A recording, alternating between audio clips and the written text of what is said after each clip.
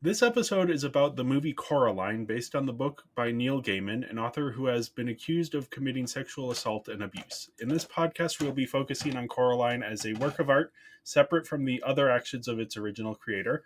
However, since it is impossible to fully separate art from the artist, I think it is important for us to say up front that we acknowledge the serious allegations against Gaiman. And to anyone seeking the article on Gaiman in New York Magazine by Lila Shapiro, link in the description. Hiya, Barbie. Hi, Ken. You want to go do a podcast? Sure. Jump in. Ladies and gentlemen, box trolls and buttons, missing links of all ages and everyone else, welcome to Binging Barbie. I'm your host, John, and with me I have my co-host. Oh, my twitchy, witchy co-host. I think you are so nice. I give you bowls of porridge, I give you bowls of ice cream. Jay. Yes. Anyway, this is a podcast about toy media franchises, 2000s nostalgia, and whatever else we want to talk about. And this week we are officially beginning our series on the films of Laika. And joining us, we have our very own Michigan water witch, Rachel. Hello. It's true. I knew as soon as I heard that line. Okay, I know what introduction Rachel is getting. I feel like we've made that joke before. Probably. We've watched this together at some point. We gotta have at some point, like around Halloween. Yeah, at some point. Yeah. By the way, we are covering Coraline. I didn't say that in our notes here, but yes. Oh yes, we are covering Coraline, the 2009 film. Yeah, Coraline. This is. I want everyone to get a chance to talk about their Coraline history. So, Rachel, why don't we start with you? What's your Coraline experience? I watched it in 2009. Went not long after it came out. I remember renting it sometime. I think we were at my grandparents' for some reasons. My parents must have been on vacation somewhere. So we just rented it because I really wanted to watch it. I loved the trailer. Yeah. And I was doing pretty good until later, near the end. It suddenly got too scary. And I was done. Yeah. So, yeah. So I don't know. I was around like 10 or so first time I saw it. But yeah. No, I revisited it around like 14 or whatever and was able to actually finish it that time, and then I was just hooked after that. Oh yeah. So it's like a regular in like my Halloween rotation. John, how about you? I know you have a history with this one as well. History is not quite the word. I remember growing up, we had like our grandma would send us like these kids magazines, and some of those magazines they'd like showcase upcoming films, and they have like little behind the scenes. And I remember one of them, or a few of them, like showing off like Coraline, and I remember thinking, okay, there's like a cool vibe to this. I didn't see it when it came out. I didn't see it until 2010, where I was visiting my younger cousin, and they really liked Coraline, and so we started watching it. And then around the halfway point where we get to the theater scene, and that woman, very risque scene, really uncomfortable. And that point, after like the reveal of the villain, I was like, I don't think this is a very appropriate film. And so I stopped watching. It's a very odd scene. Yeah, I stopped watching after halfway through the film, and then I didn't watch the film again until this morning. So, oh wow, it took me a really long time to get back into this because every time I thought about it, I'm like, I don't want to feel uncomfortable going back to those scenes. So I never did until recently. So yeah, fair. Honestly. That was a scene. That's a scene I forget about sometimes. Yeah. If I haven't seen the movie for a few years, and I'm like, wait, what? So I remember when I rewatched it for the second time, the first time through for the first time, I was like, I do not remember this. I watched this. Oh. Yeah, I had a very different experience than both of you. So I was like aware of the film as it was coming out. I don't remember being all that interested in seeing it. It just didn't seem like the type of thing my parents would take me to see. So it was kind of out of my wheelhouse at that point. But I do remember like a few years after it had come out, I was over at a friend's house for a sleepover, and there were like he had two living rooms, or like I guess one of them was more of like a landing at the top of the stairs that was big enough to have a TV and a couch. So I was playing games on his PlayStation with him, like I don't remember, Lego Batman or something. And then I could see in the other on this little landing, his sister was playing the Coraline game for I don't know what console it was on. I did And not know that. I remember just like the vibe of it from just the game. I was like, oh, that's very interesting. I have to assume, actually I think I did eventually look it up because it was just like the very first part. So I think it is like when Coraline's dad tells her to go and count all of the windows and everything, they turn that into like an actual quest in Oh the my game God. that you have Of course to they complete. did. So it's just like her walking around counting all of the windows. I can't believe they. I mean, I can, but why? But I just remember like the vibe of everything being so interesting to me. Oh yeah. So then eventually I actually read the book first, I think in maybe middle school or Mm. something.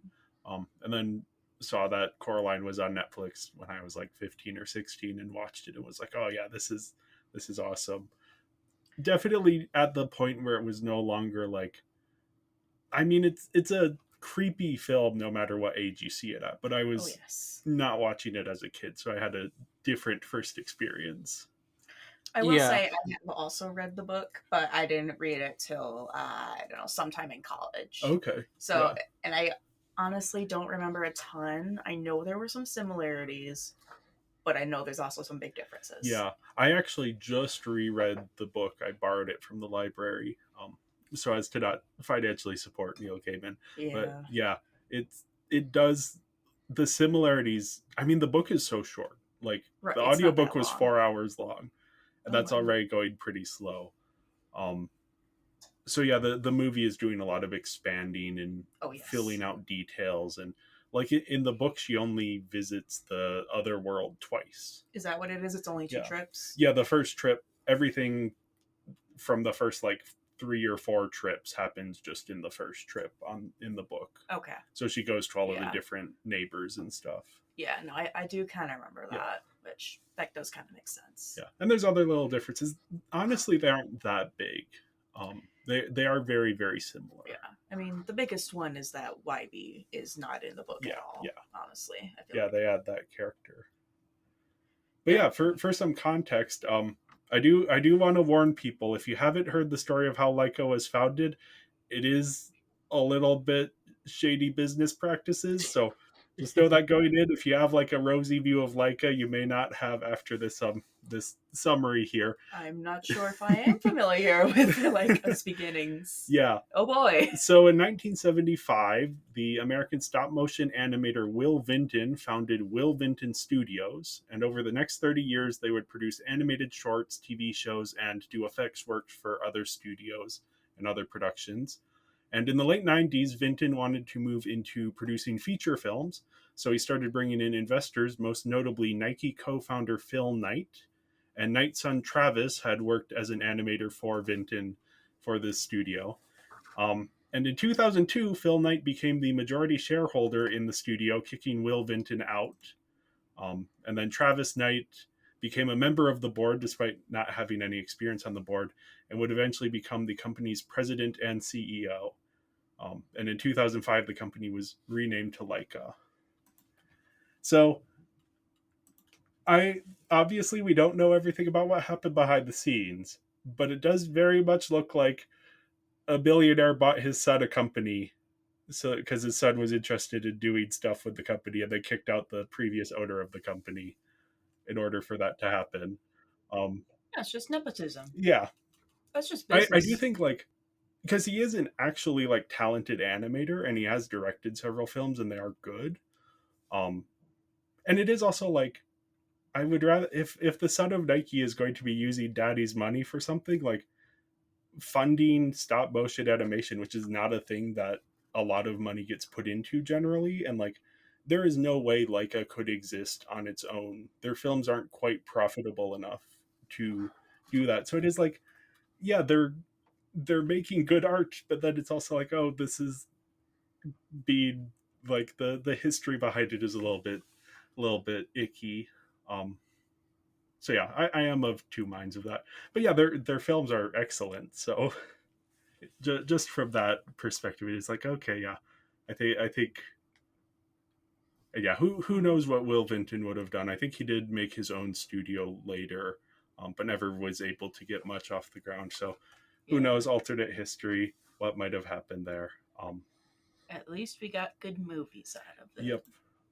Yeah, and it is like, yeah, again, like Coraline is their most profitable film, at least from what I can tell, and it has made a decent amount of money, but it wasn't like initially super successful. And a lot of their other films have either like broken even or lost money. Mm. So like they would not be around if not for Nike money.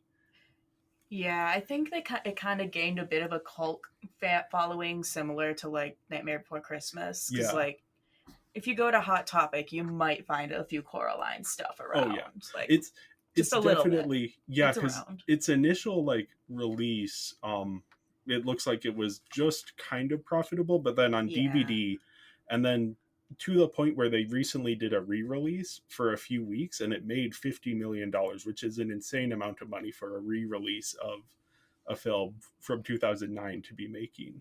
Because it's so good. It is good. It is good. It has grown in audience and grown in Yeah. popularity in a way that is Yeah.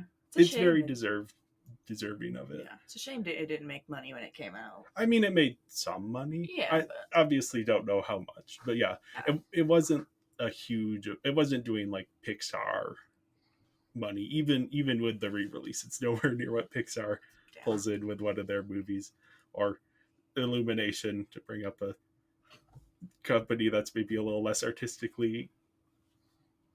Yeah. Anyway, don't need to get into that. Yeah, Coraline was released February 6th, 2009. Kind of an odd release date. This feels more like a fall movie than a February movie. Yeah. But I guess that's what they did. Yeah, it's directed by Henry Selick, who was an animation director. It still is. He worked on Henry Selick's The Nightmare Before Christmas. Mm-hmm. That was not directed by Tim Burton. Common No. misconception, even though his name is in the title. Nope, he produced it. Yeah. Kind of more. Yep. Henry Selick also directed James and the Giant Peach and Wendell and Wild more recently, a Netflix one. It's very good if you enjoy Coraline. It's very good. I remember similar enjoying that vibes. one. Yeah, and hopefully he might have something coming out soon. He has like this a project that they like animated like 30 minutes worth of animation for it, and then I think it was Harvey Weinstein pulled the plug in the list of bad things Harvey Weinstein has done. But I think he just recently got back the rights for the movie and got back the footage, so that might actually be happening. Because yeah, his only film between Coraline and now is Wendell and Wild. He hasn't done anything else. Yeah.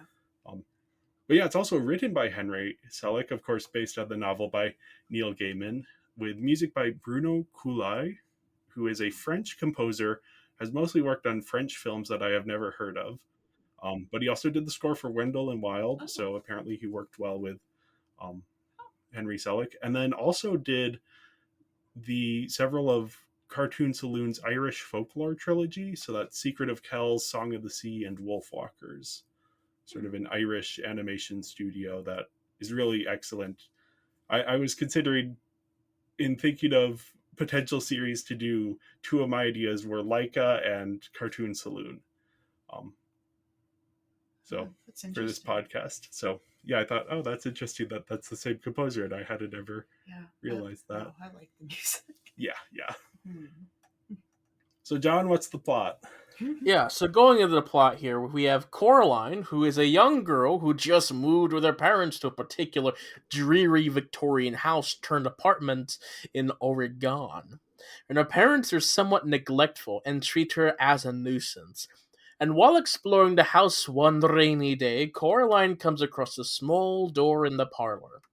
She opens it but finds it has been bricked over.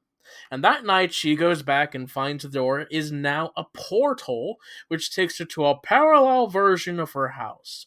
And in this house she meets the other mother, a woman who looks like Coraline's mother, but with buttons instead of eyes.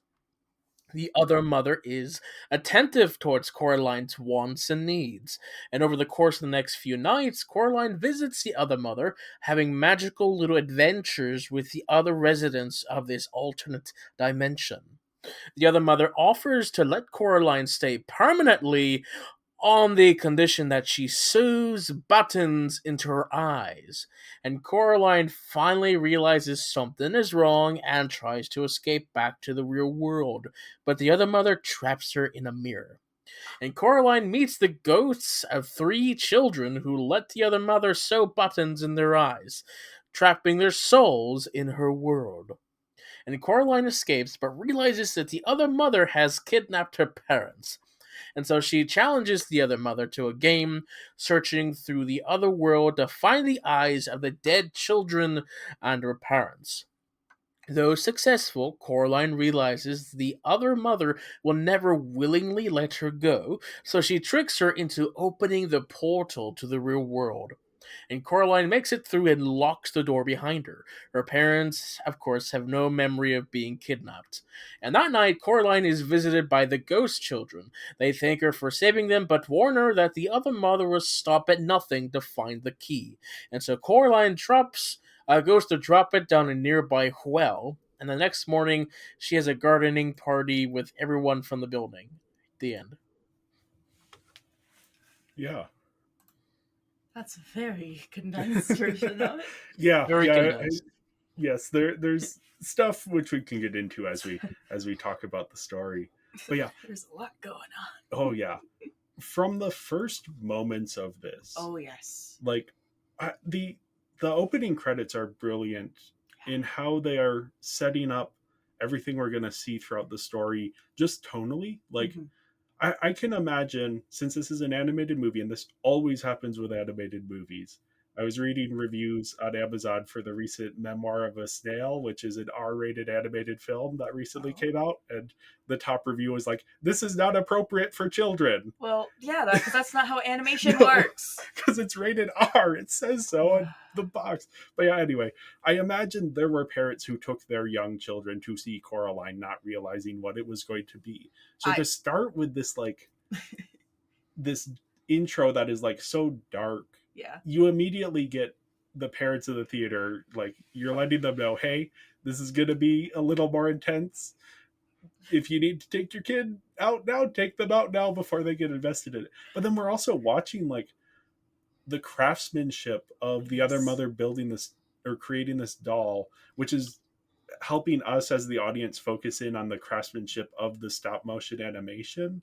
And like everything has been created mostly by hand in the way that we are watching as hands create something else. But it is also like the creepiness of this, like the needly fingers and yeah.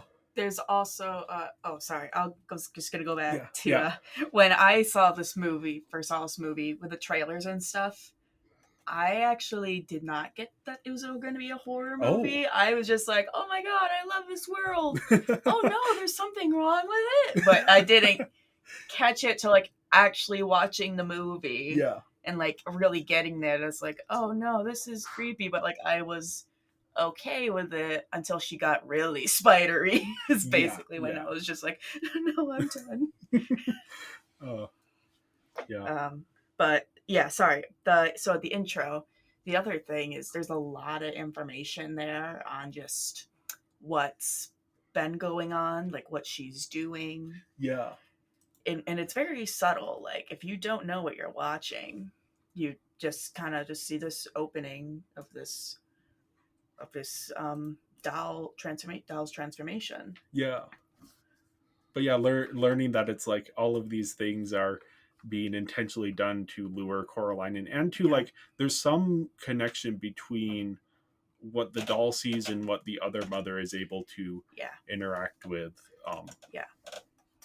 Also, the doll in the very, very first shot, the doll we see is meant to depict the previous Oh child she yeah, took, yeah, because which is like that's the confirmed sister later of on. the sister of YB's So, grandmother. like, we are sort of kind of given the pieces very early on, like what's she doing, and like the filling with the sand. Like, I think the sand is also kind of a way of like giving life to the creatures. Yeah, The sand there's does kind of something like with build them. yeah, since like when the cat bites into the Yeah. rat, there's sand that comes out of the rat. So yeah, just this like this idea of creation and starting the film out with this creation, both as like a plot thing and as like a nod to, hey, this is a created film in a very different way than the average animated film is created. Yeah, and you get a sense for her powers. Yeah. It's like what she's kind of, that she somehow, you can kind of get the sense it's like, okay, she's luring someone, she's doing something. Yeah.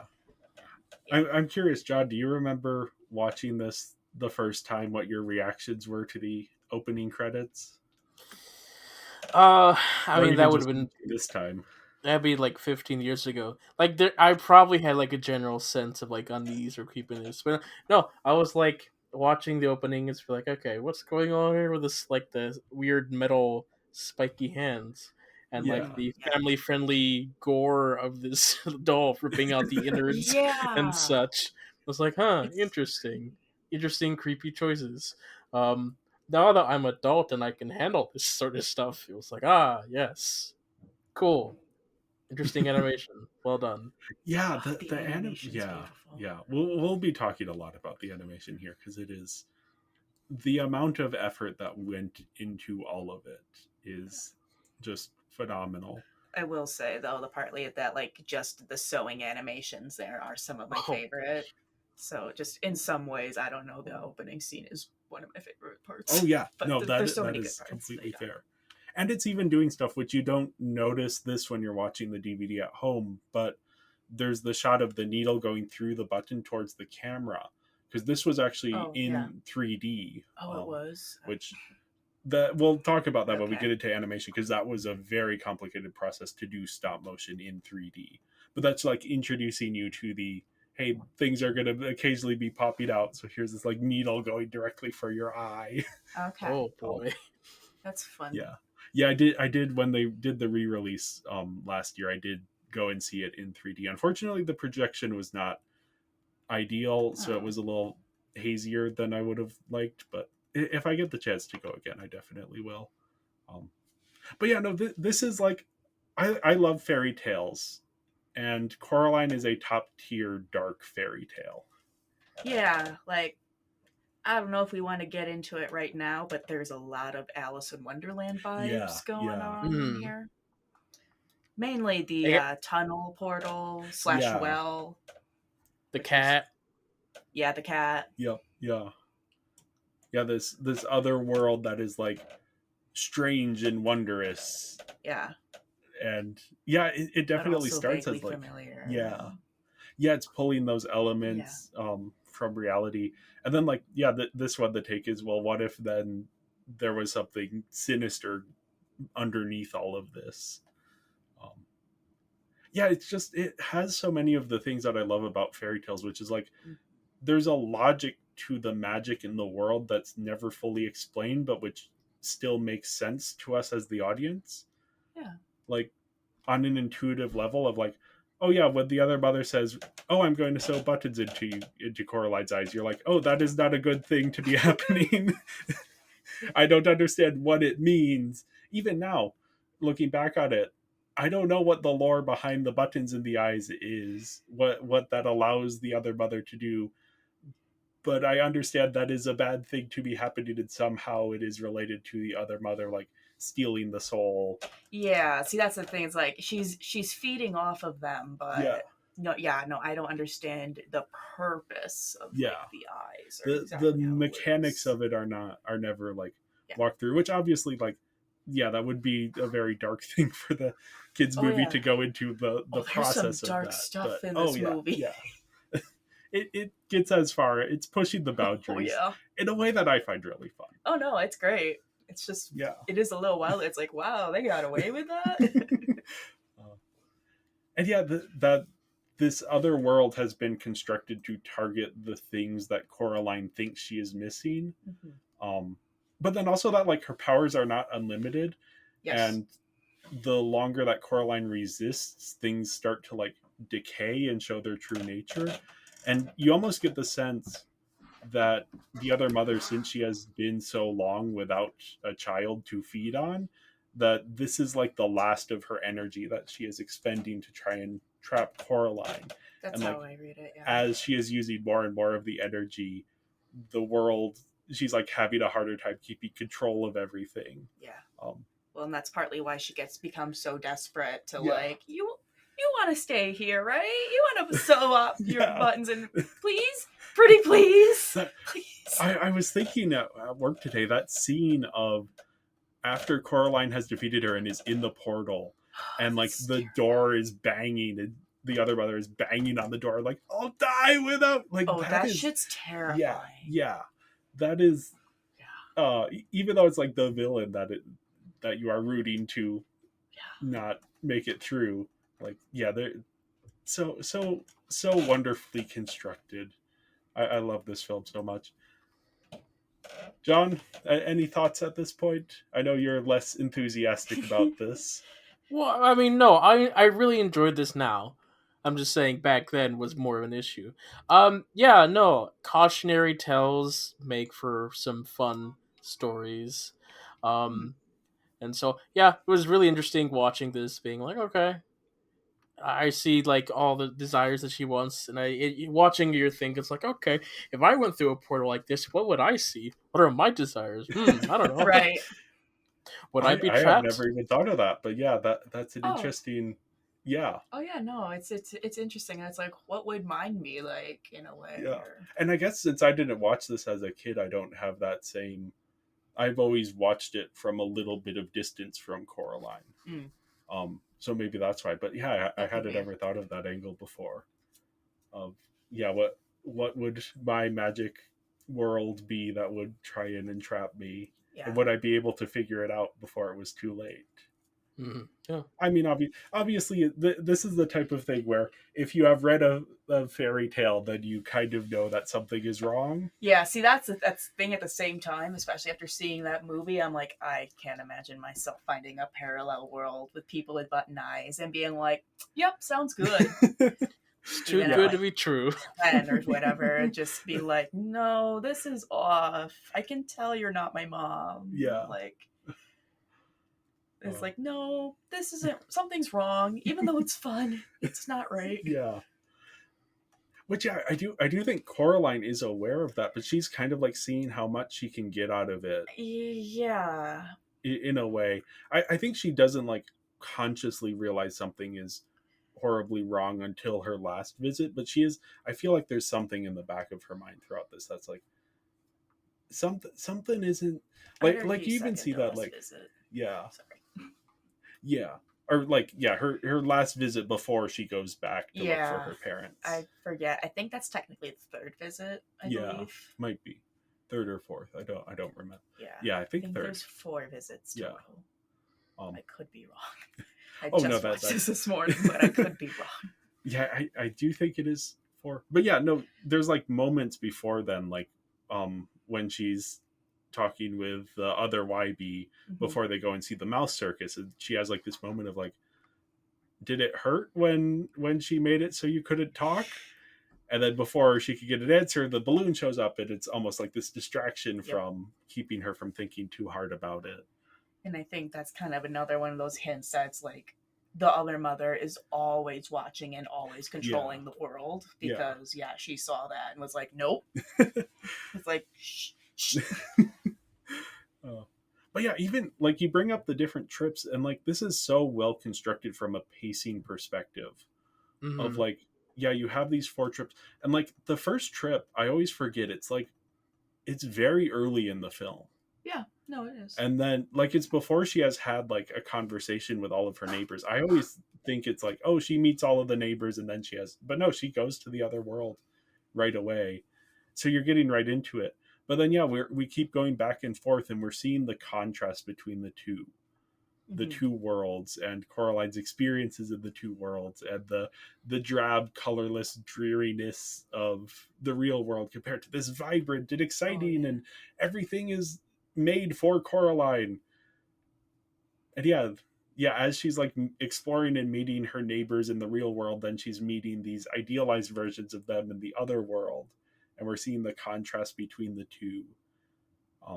And maybe she's starting to think about like, are the judgments I am making about these people in the real world actually accurate to who they are as people? Am I seeing them as full people?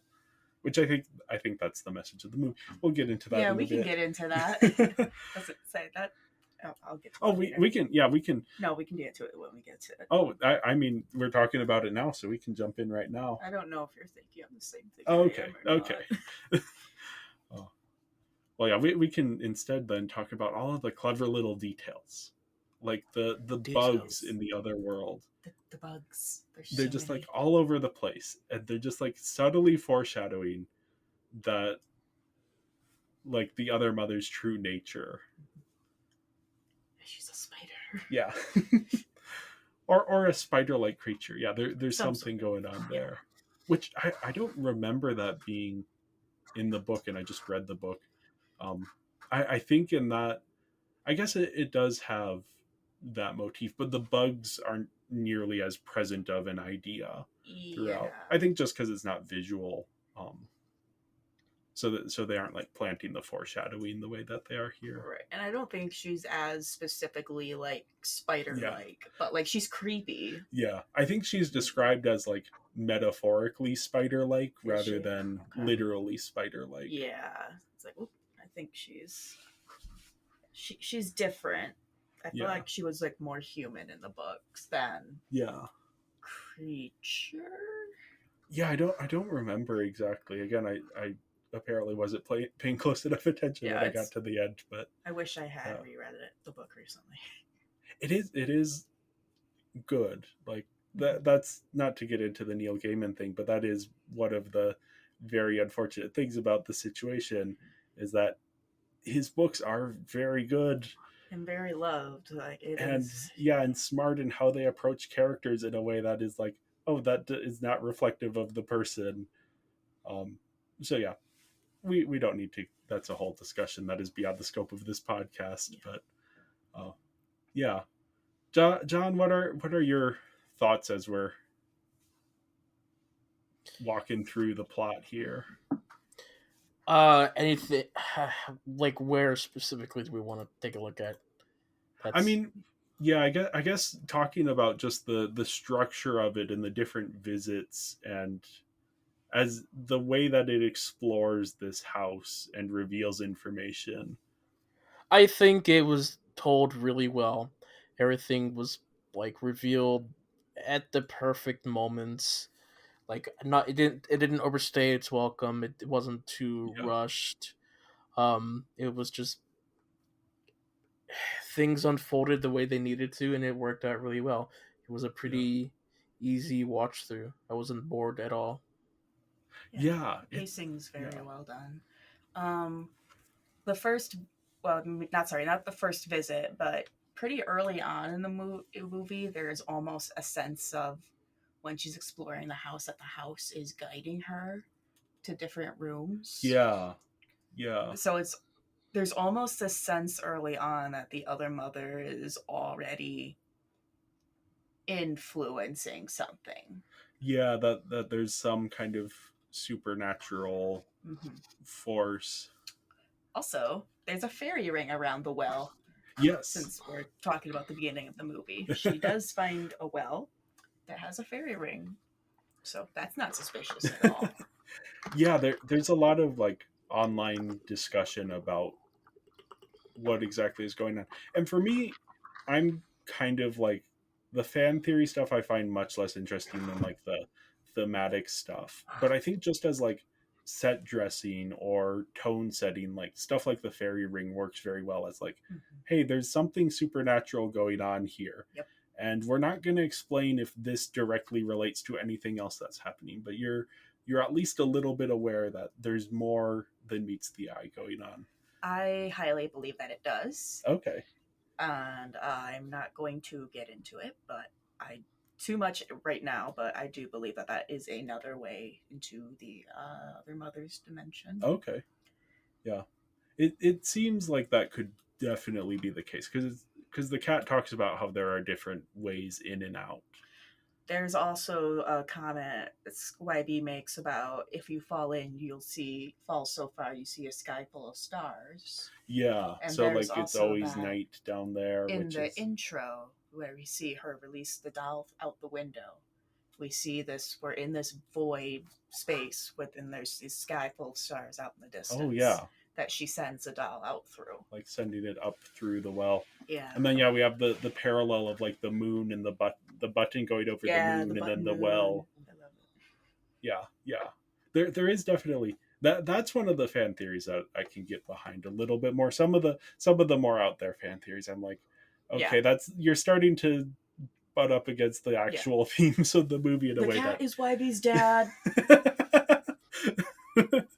I think I did come across that one theory, so No.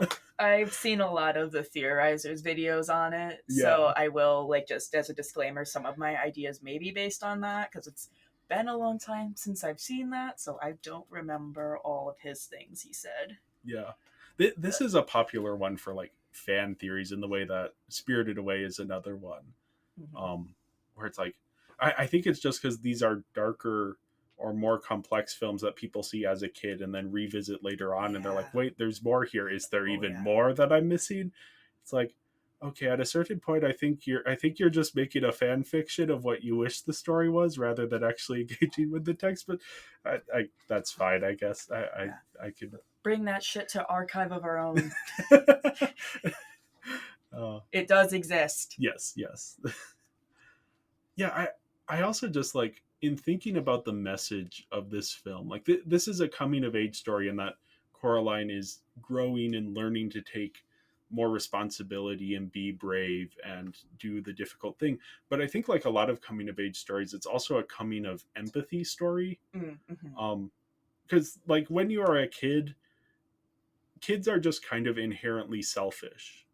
They don't necessarily have a ton of experience with the world and with other people and with understanding where other people are coming from. So a lot of times coming of age stories end up also being about a character learning about the people around them and learning to understand and see the people around them as full human beings the way they themselves are a full human being. Yeah. Not that I know much about children, but I do know that that is like an actual part of like child development. Yeah. It's like developing that sense of like, oh, other people have their own lives and stuff. Yeah. They feel just like I do. Yeah, and I think we really see that with like the neighbors, where Coraline is meeting these idealized versions of the neighbors and seeing like what she wishes they were, and then comparing that with who they actually are in the real world, being like, hey, maybe I'm being a little bit too harsh in my judgments. Like she goes from Mr. Bobinski, when she meets him, and she's talking to her mom, and she's mirroring her mom's language of like, he's a drunk, he's insane. But then later on in the film, after everything has happened, and she's like, oh, we got to invite everyone to the party, and her mom's like, even the drunk, and she's like, he's not drunk, he's eccentric.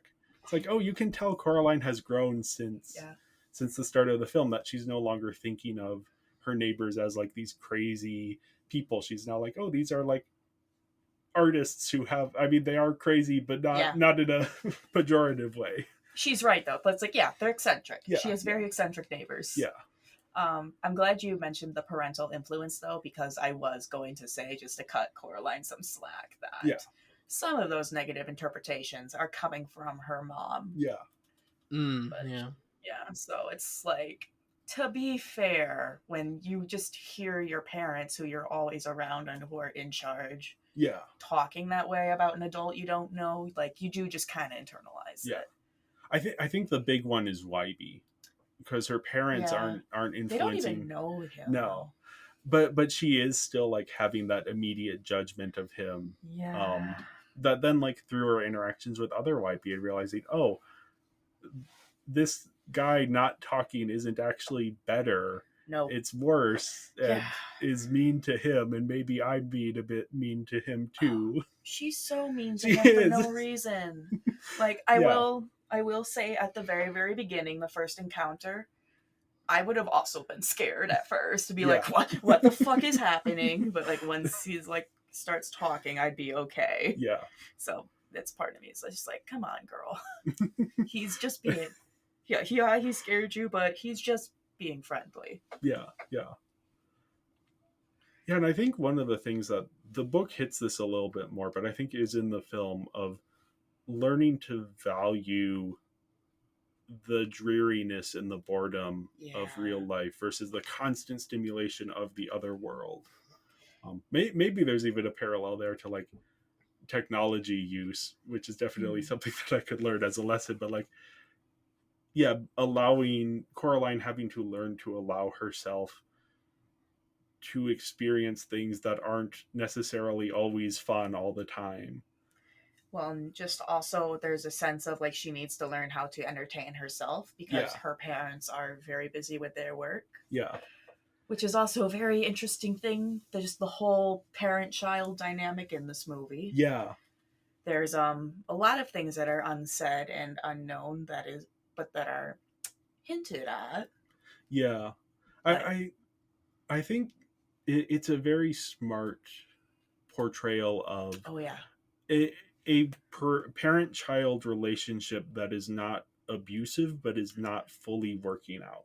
Yeah. I know there's like theories, but I don't subscribe to those theories. Yeah, no, I like how you said that because I'm like, I am similar. It's like they're not abusive, but they're almost too neglectful. Yeah. But they care. Yeah. And they're also busy. So, like, it's not like they're just ignoring her. It's like they literally need to work. I get the sense that, like, I guess Coraline is like, I don't know if she's 9 or 10 or 11, but like something in there. Probably. 11 years ago, they were the perfect parents.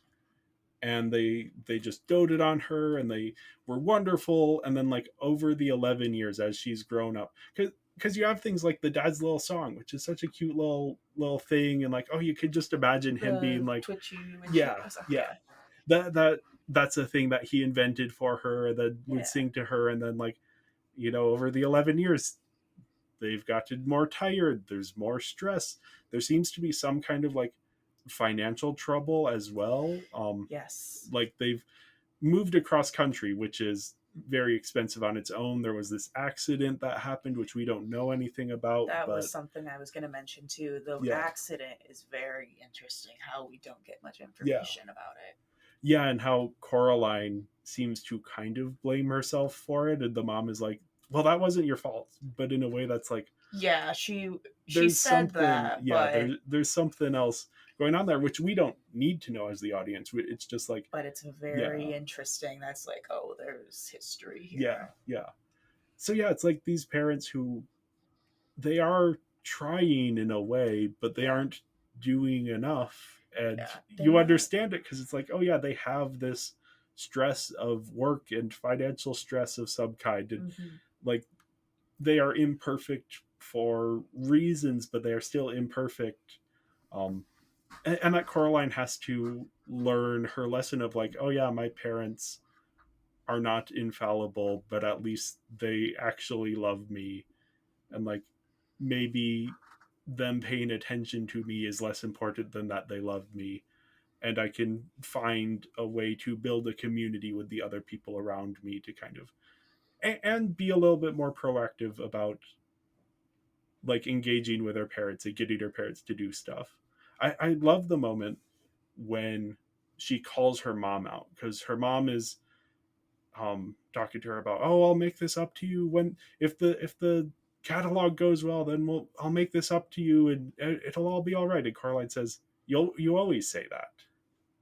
And this is before the mom goes out to the grocery store and gets taken and all of that stuff. But when they get back and the mom has like bought the gloves, and it's just a silent moment. Like it isn't given any focus, but like she just hands Coraline the little box, and then Coraline opens it and it's the glove. It's like, oh yeah, the mom actually heard what she said there. Yeah.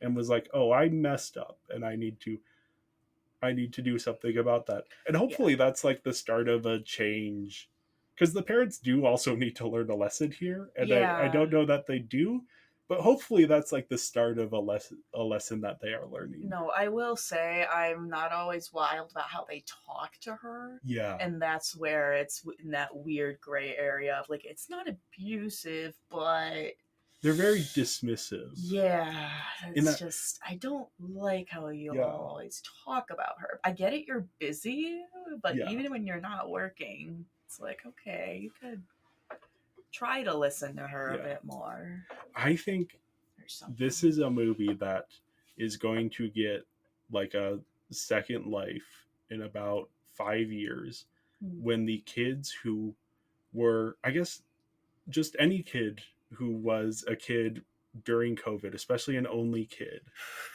and like their parents are working from home and they are bored out of their minds, and they're being a little bit of a nuisance to the parents, and the parents are stressed about everything going on, and the parents are being a little bit dismissive. I think there's going to be a generation of kids who are really going to relate to that thing specifically. But like that is also like a thing you get as anyone who has been a kid with parents who, because parents can't be there 100% of the time. Yeah. So yeah, there is like a universality there. But yeah, again, Coraline's parents, they seem nice, but they're also like not fully there. Yeah, it's complicated. Yeah. And honestly, it's kind of realistic. Yeah. Like, I kind of like how the dynamic is kind of realistic, that it's like families like that definitely exist. Yeah. Because, and like you mentioned, the financial stress, which you can kind of see that looking at the apartment. Yeah. Kind of all the different apartments. You can see, like, this house isn't in the best shape. Yeah. And they have an empty refrigerator. Yeah, there's just a lot of little hints there. Yeah. Were you picking up on this stuff at all, John? Vaguely. Okay. I wasn't too focused on the minor details. I was just wanting to experience the whole product. It's still too early for me to have like a big opinion on the small details. So yeah. Sorry, I've seen this movie a lot. I'll leave that to you guys who spent a decade watching this. Oh, it is completely fine, because again, I think even if you aren't consciously thinking about that, like it's there, at least in the back of your mind, hopefully. But like, all of this stuff, which I mean, it's so brilliant because this is a kids movie, and kids movies so often spell everything out. Yeah. So to have this level of, I mean, this is treating kids as mature, both in like, hey, we're going to show you stuff that is genuinely scary, and as in, hey, we're going to like show you a lot of stuff and not explain everything, but you're going to understand it still because you have like, there's something there that is just being communicated on a subconscious level. Then when you revisit it as an adult, you're like, oh, there's so much more here than I realized, but you still kind of got all of it. Yeah, even if you're can't completely understand what's going on with the world, you can follow the story. It's good enough there for sure. Even if you're like, what happened? What? Yeah, the lore is and supplemental rather than required. Yeah, but I think it's fun. It is. But I've also seen it a lot, so I've gotten into it. So I'm like, what should I look for this time? Yeah. There are so many little details all over the place. Yes. Again, this is so well written, and like I don't want to talk too much about the adaptation because that's, I don't think, the most interesting conversation to have, but it is not really such a good adaptation in terms of what it's adding, what it's changing, what it's expanding. The only real thing that's, I think, is worth mentioning, I mean, well, okay, one, this is really no big deal, but she is from England in the original book, and then moves to Oregon. And then the other thing is the depiction of the tunnel is very different. I remember, Yeah. Unfortunately, I don't remember the exact details. I do. But I do. The tunnel in the book is a living creature in and of itself, or part of a living creature. yeah, it's like a big mouth or something Yeah. almost. I think. So there's almost, to me, I think it's more metaphorical than literal. Oh, with the But mouth. there is almost the sense of like the other world itself is a creature that is going to consume Coraline. Yeah. So like it's still the Alice in Wonderland vibes, but Yeah, it is different. Yeah, there's something a little more like cosmic horror or like Lovecraftian about it, which I think the movie kind of pulls back on that, and it's like we're focusing on the other mother as the main threat here, rather than like trying to hint at something bigger going on. Okay. But yeah, that is that. I mean, another difference worth bringing up, I think, is that the parents aren't as, or don't come off as bad in the book. Oh, I think I kind of remember that. They seem a little more they're a little more attentive. Yeah, they're a little more attentive. Stuff like when the dad makes food, it doesn't sound bad. Yeah. It sounds like Coraline just doesn't want to eat that food on principle. Because she's like, her dad makes this like complicated dish, and she's like, no, I don't want that. I'm gonna have like frozen chicken nuggets instead.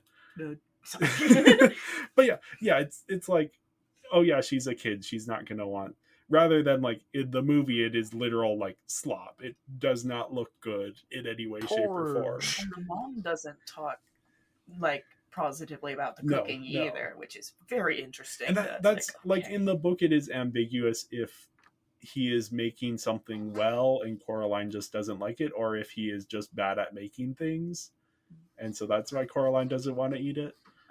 John, you were saying something? No, I said porridge. That's what I said. Oh, the porridge. Yeah, I think it's chard that he's making.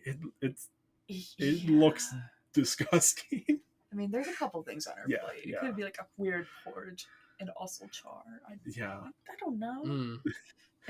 Yeah, it does not look appetizing. Yeah. Whereas, like, in the book, it seems to be a little bit more of like her parents are still a little bit negligent, but they're a little bit better, and a lot of it is just Coraline's perception of things that has to change, versus an actual like, no, her parents also kind of need to learn a lesson. Okay. So I don't think the gardening thing is even a thing in the book, because that's such a big thing of like, oh yeah, I love Coraline making the garden and like, oh, let's beautify this area for everyone's benefit. Yeah. The garden, I've also heard like the garden referred to as is a very big like symbol. Yeah. Or also more like the shape of the garden, because it looks like a face. Yeah. Especially since a lot of theories think that like the other mother used to live in that house. Okay. So that used to be her garden. So like that garden is her face or whatever. Yeah. So but then they'll use it as like a metaphor for her having possession over the property. Yeah, that she has some kind of hold there. Yeah. Just it's a little flimsy, but it's interesting. Yeah, there's something there. Even just like thematically, then them building the garden on this thing is like them reclaiming the land for themselves. Right. No, I could. Yeah. No. Again, there's so much to dig into here, and it's, I mean, that's the thing with stop motion animation, is because it is so specifically crafted, and everything is in here for a reason, because it takes so long to animate anything in stop motion. And this is, at the time this came out, and actually for quite a few years after, this was the longest stop motion animated film ever. Wow.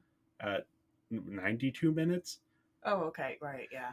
Just because it's like, it takes so long to do anything, and like an extra 10 minutes is like an extra 5 months of work, just because of how much time goes into everything. So yeah, that everything is so intentional, and there's so much detail to dig into. Yeah, I really love revisiting this one. I think it is a very satisfying one to revisit.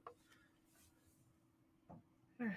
John, I am curious, John, for you to get a space to talk about your why this didn't hit as much for you as it did for us. If you can verbalize that. I mean, perhaps given a couple rewatches, I think I'll start to catch on. But Okay. again, it not catching on when I was much younger. Uh, I was very conscious about like what I was watching back then and what was appropriate, and so when Yeah. something made me feel uncomfortable, it was like, ah, okay, I don't really want to get into this. It was also like right before. It was like right before I was becoming a teenager, and like, of course, like once I become a teenager, all bets are off. I don't have that same. I don't have that same Yeah. high level of consciousness. Sorry, of security, whatever word I'm trying to say. Yeah. You're not being as concerned about what you're watching. I am more willing to take risks as a teenager Yeah. than Yeah. like a younger kid. So Yeah. if I had like I, waited to watch the film a couple more years later, then I probably would have gone into it. So yeah. And you're not, at least from what I know of you, you aren't as drawn to like the spooky, the creepy, the that kind of stuff as Rachel and I are. not generally. There was probably like a few months phase in my life where I was, but then it got to be a little too much for me, and then I just don't like it anymore. So Yeah. Yeah, because you're not like a Tim Burton fan beyond like the Batman stuff Ah. I or mean, like Charlie and the Chocolate Factory. But you aren't like getting into Edward Scissorhands or I on mean, that level. I People are. enjoy it, but I'm not hardcore into that style. Yeah, yeah. Or like Nightmare Before Christmas. I guess we never talked about your thoughts on Nightmare Before Christmas. I think it's okay. Yeah, For some yeah, reason I just never really got into it. Like I've seen it multiple times, but I've never really been in love with it. yeah. I know Rachel, you really enjoy that one. Yeah. I mean, we're not really here to talk about that. No, So I don't, no, yeah. I don't want to get on a Yeah. tangent. Yeah. Yeah. Anyway, Any other thoughts on the story before we jump into characters? And obviously, there's a lot of overlap because this is such a character-driven story. But yeah, thoughts on like the story in general. The story in general. Yeah, I don't know. Not really. It's very I feel good. like we hit on a lot of the actual story. Yeah, yeah. I gave it a 5 out of 5. I think it is incredibly well constructed, Mm-hmm. and Like the pacing. yeah, It's very great. and it's such a good concept, so well executed, really fascinating. There's so much to dig into, but it also works at a first watch. Mm-hmm. So yeah, I gave it a 5. Yeah. In some ways, maybe you could see it as simple, but like just because of the concepts and the themes and symbolism, I think that just elevates it. Yeah, yeah. What did you give it?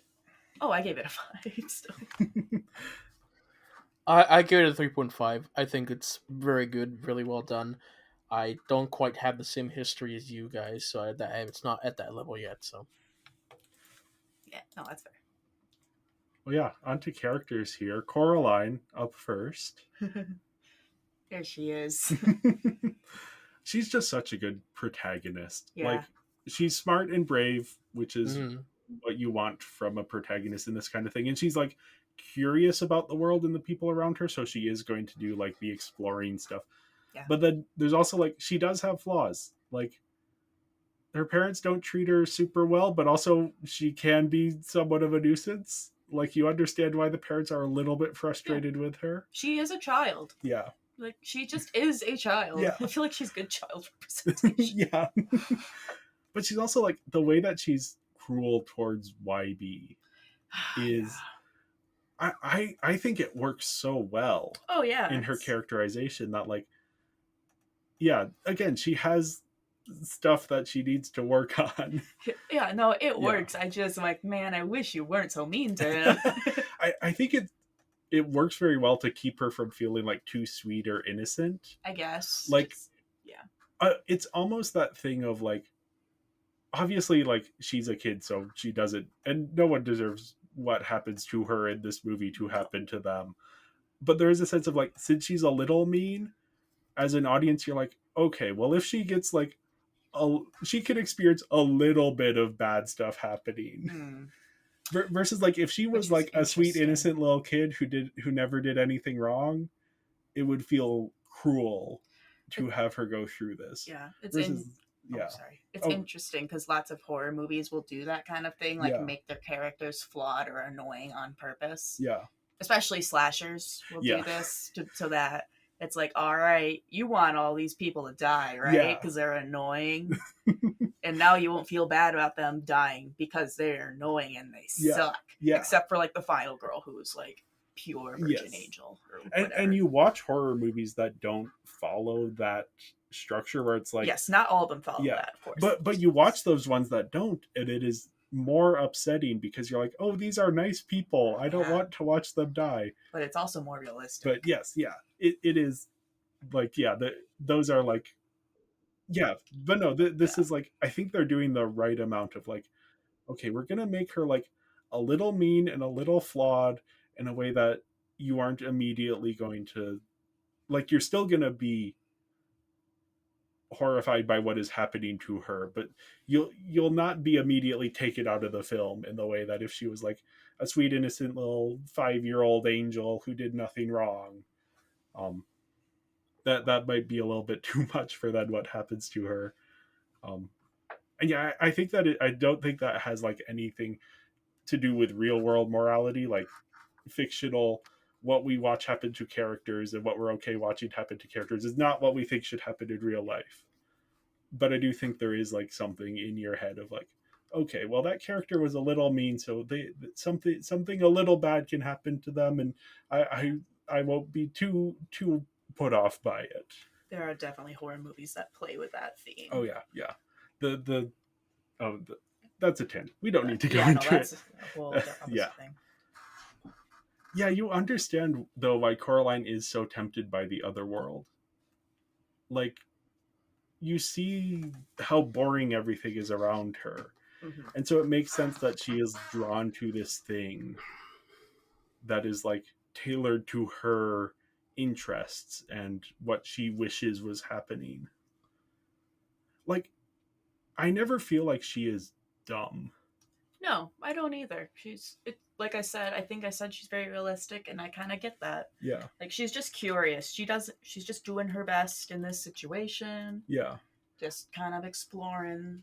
Yeah. You don't ever get like that don't walk in the basement moment that you often get with horror films of like, this character is doing dumb things. But no, you understand where Coraline is coming from. I'd argue there's a little bit of it, but it's very subtle. Yeah. Just when I think the mouse originally leads her to the box with the, like, where the door is. Yeah. There is I don't know. There's just like an air of a like, there it is. You've been lulled to the door. Yeah. It's gonna be bad, but it's it's not over the top like what you were saying. Like, don't go there. Yeah, it isn't like, oh, there's a strange noise in the basement. Let me go investigate. Well, actually, let me follow these mice.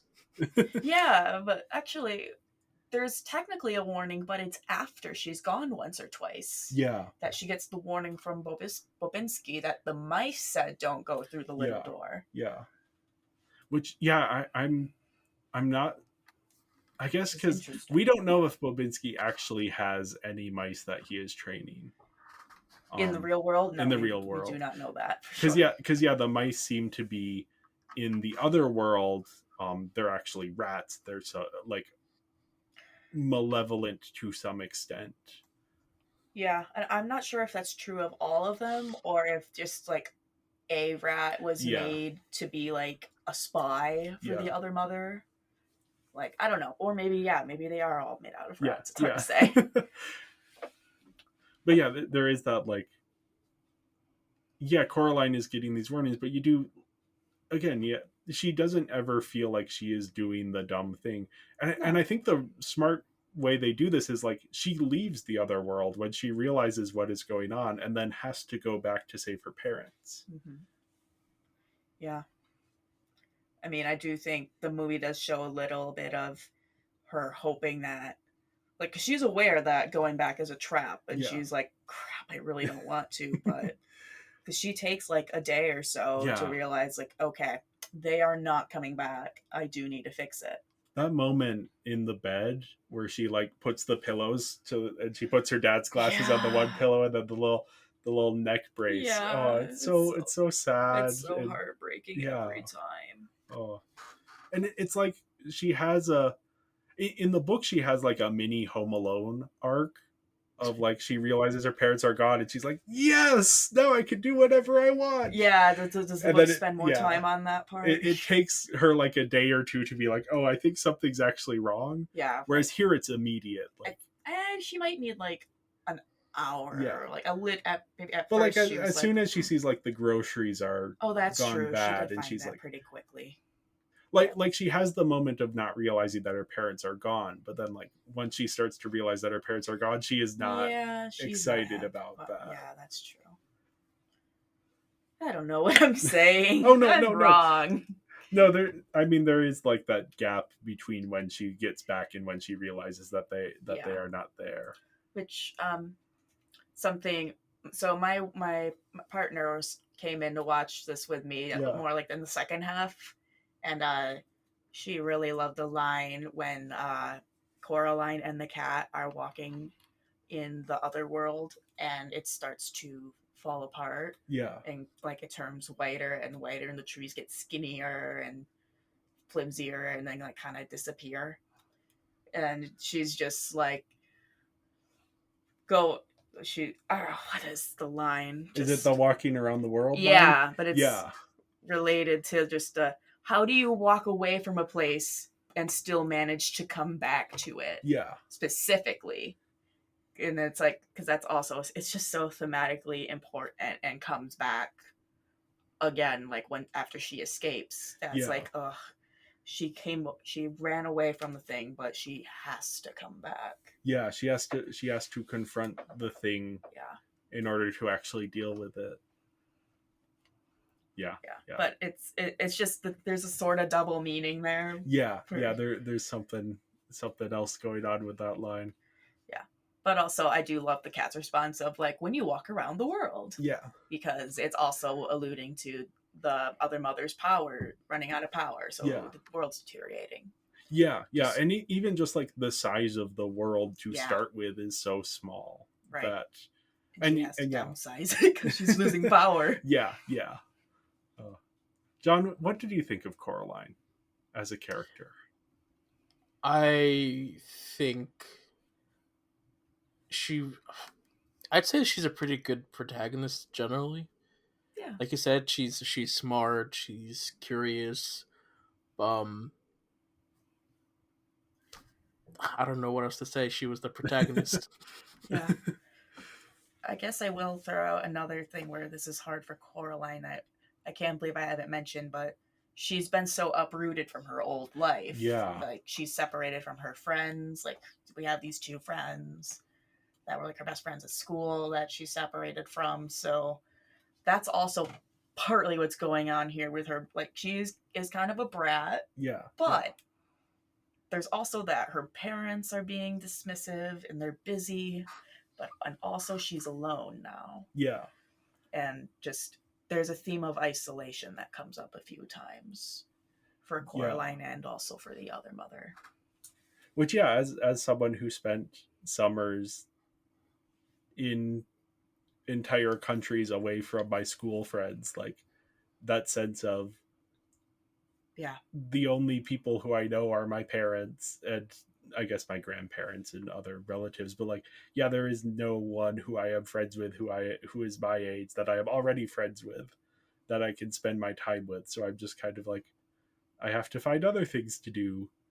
And yeah, there is like a little bit, and I had my siblings, so that changes things. But there is a little bit of isolation there as well. Of like, oh yeah, here I am in this house on a rainy day, and there's nothing to do. John, I don't know if you had experience of that, since you did actually move more than farther than I did at that I mean, around that age.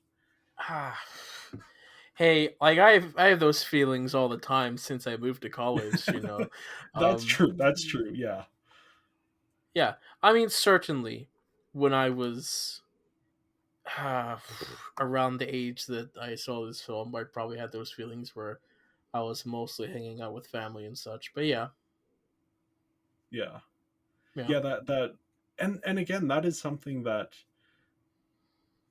is, I mean, it's very present in the first half of the film when we're seeing her looking at the picture of her friends, but that isn't stated outright. It's something we just kind of pick up on from everything else going on. And that may be part of the reason she is so resistant to YB at first, is because he isn't one of her friends that she already knows. Right. That she's a little bit hesitant to try and become friends with someone else. Which, considering he did accidentally scare her, I can Yep. kind of get it at first. But we already talked about that. Yeah. Oh. Yeah, Coraline is just such a good protagonist. And then the way that she actually does grow throughout this. And when we get to the end and she is like organizing this party for everyone and they're doing the gardening and she's like being proactive in a way that she wasn't being before. Yeah, it's such a great arc for her. It's also crazy to just watch this 10-year-old like foster community between her parents and all of her neighbors. Yeah, and their landlord. Should it be her responsibility to do that? Yeah, it's like, damn, this 10-year-old's just getting all these adults to hang out. Yeah. Including the landlady. It's just like... what was that one old Disney film? Oh, there's a lot of those. You have to be more there was one specifically. I don't... It's just this little girl who shows up to town and chases everyone. There's a bunch of films like Pollyanna? that. Pollyanna, that's one. I have not seen that, but I know of it. I've heard that. It's a common like thing that people will call people. Yeah. Like if you're an especially sweet little girl, then you might be referred to as Pollyanna. Oh yeah. Oh great. I probably have that one somewhere. Yeah. I just remember the poster. Oh yeah, the poster for this that is showing up on Google is the weirdest poster ever. Her head is floating in space. Yeah, she doesn't look entirely pleased about that. No, she's a little upset. Oh my goodness. But yeah, that is the thing of like, if she starts the story out, if Coraline starts the story out as like the sweet little girl who does everything right and everyone around her is mean to her, versus where she starts out here, where like, yeah, she has these flaws, she has room to grow. Yeah Especially for a horror standpoint, just because horror has done that with like Final Girls, where it's like, oh, the people who survive are usually the good people, or not always, but the pure, but it's just what I was just trying to say is like, it is very cliche to just have a perfect character in general, of course, but because the Final Girl can be the ultimate Mary Sue, if done poorly.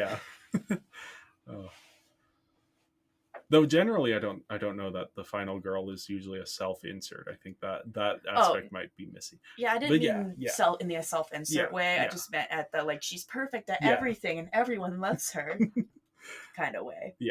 That sometimes Final Girls have that vibe. I do wonder if anyone's done any writing about Coraline as a Final Girl, because she is it's odd to think of her in that context, but she's the only girl. She is really the only victim here. We see the dead children, but they haven't, this isn't like their deaths have already happened. There are things in the past. Coraline's being hunted now, but she does have the moment of like, going from hunted to hunter and like turning things on the villain's head when she starts the game. Yeah. And I think even more specifically when she tricks the Beldam into opening the door for her. Well, that's part of the game. But yes, that moment. But like up to that moment, because she doesn't know where her parents are up until that moment, and then she realizes, oh, they're in the snow globe, and then she also realizes, and I think the cat maybe, or no, the ghost children are like, hey, she's not gonna let you leave. So Coraline in her head, like, we don't hear this as the audience, but you can tell that her thought process is like, okay, the Beldam is like, if I get this wrong, she's going to want to gloat in that. So if I tell her they're behind the door, she's going to cough up the key and open the door to show me that they aren't there. And she needs the big bug to be moved too. Yeah. It's like she's trying to get her escape ready so that when she has the escape open, she can get a distraction and grab the snow globe. Which, that is it's so good. It's very quick too. Yeah. And it's like, I love when the protagonist outsmarts the villain in that like that way, like the Odysseus with the Cyclops doing like I'm not outmaneuvering. Yeah. Realizing what the limitations of the being you are facing are and using those to your advantage. Like, such a great and that's a common thing in folk tales and fairy tales and all of those types of stories of outsmarting the trickster. I really love that. But we should probably also talk about the parents. I guess we did talk a lot about them. We have a little bit. At some point in the past, they were probably really good parents, and over the years, that's just kind of slipped away a little bit. We kind of see it near the end after they've finished the catalog. Yeah. When then they're like, all right, our catalog is done. It's been approved or whatever. Yeah. And it's like, once they have like that stress of that giant work project done, I feel like we're starting to see like maybe more of their true selves. Yeah. Maybe. Well, I think their true selves are both. Oh, yeah. I mean, sure. Who they are when they are stressed and who they are when they are not stressed are versions of the truth. And there is a sense of like things have ended well, but that doesn't mean that everything is going to be perfect going forward. Yeah. And I'm like, the parents are now treating Coraline better, but also right now, is that just because that they got the catalog approved and everything, or is that is it going to be a cycle when it's time to start the next one? The stress will restart. Yeah.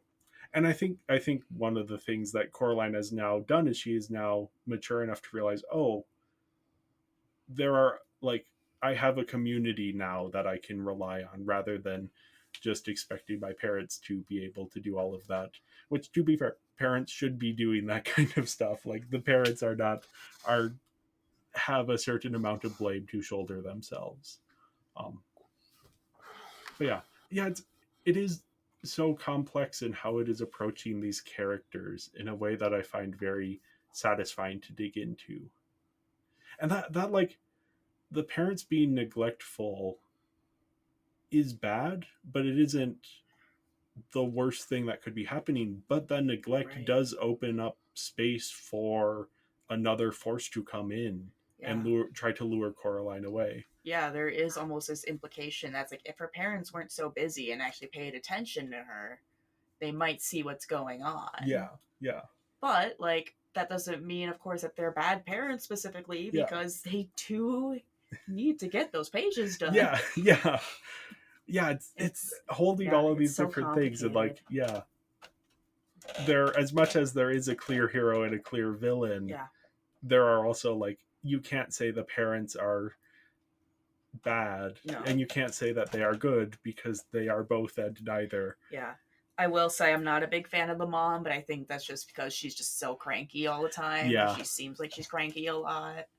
So I would not like being snapped at for no reason that. So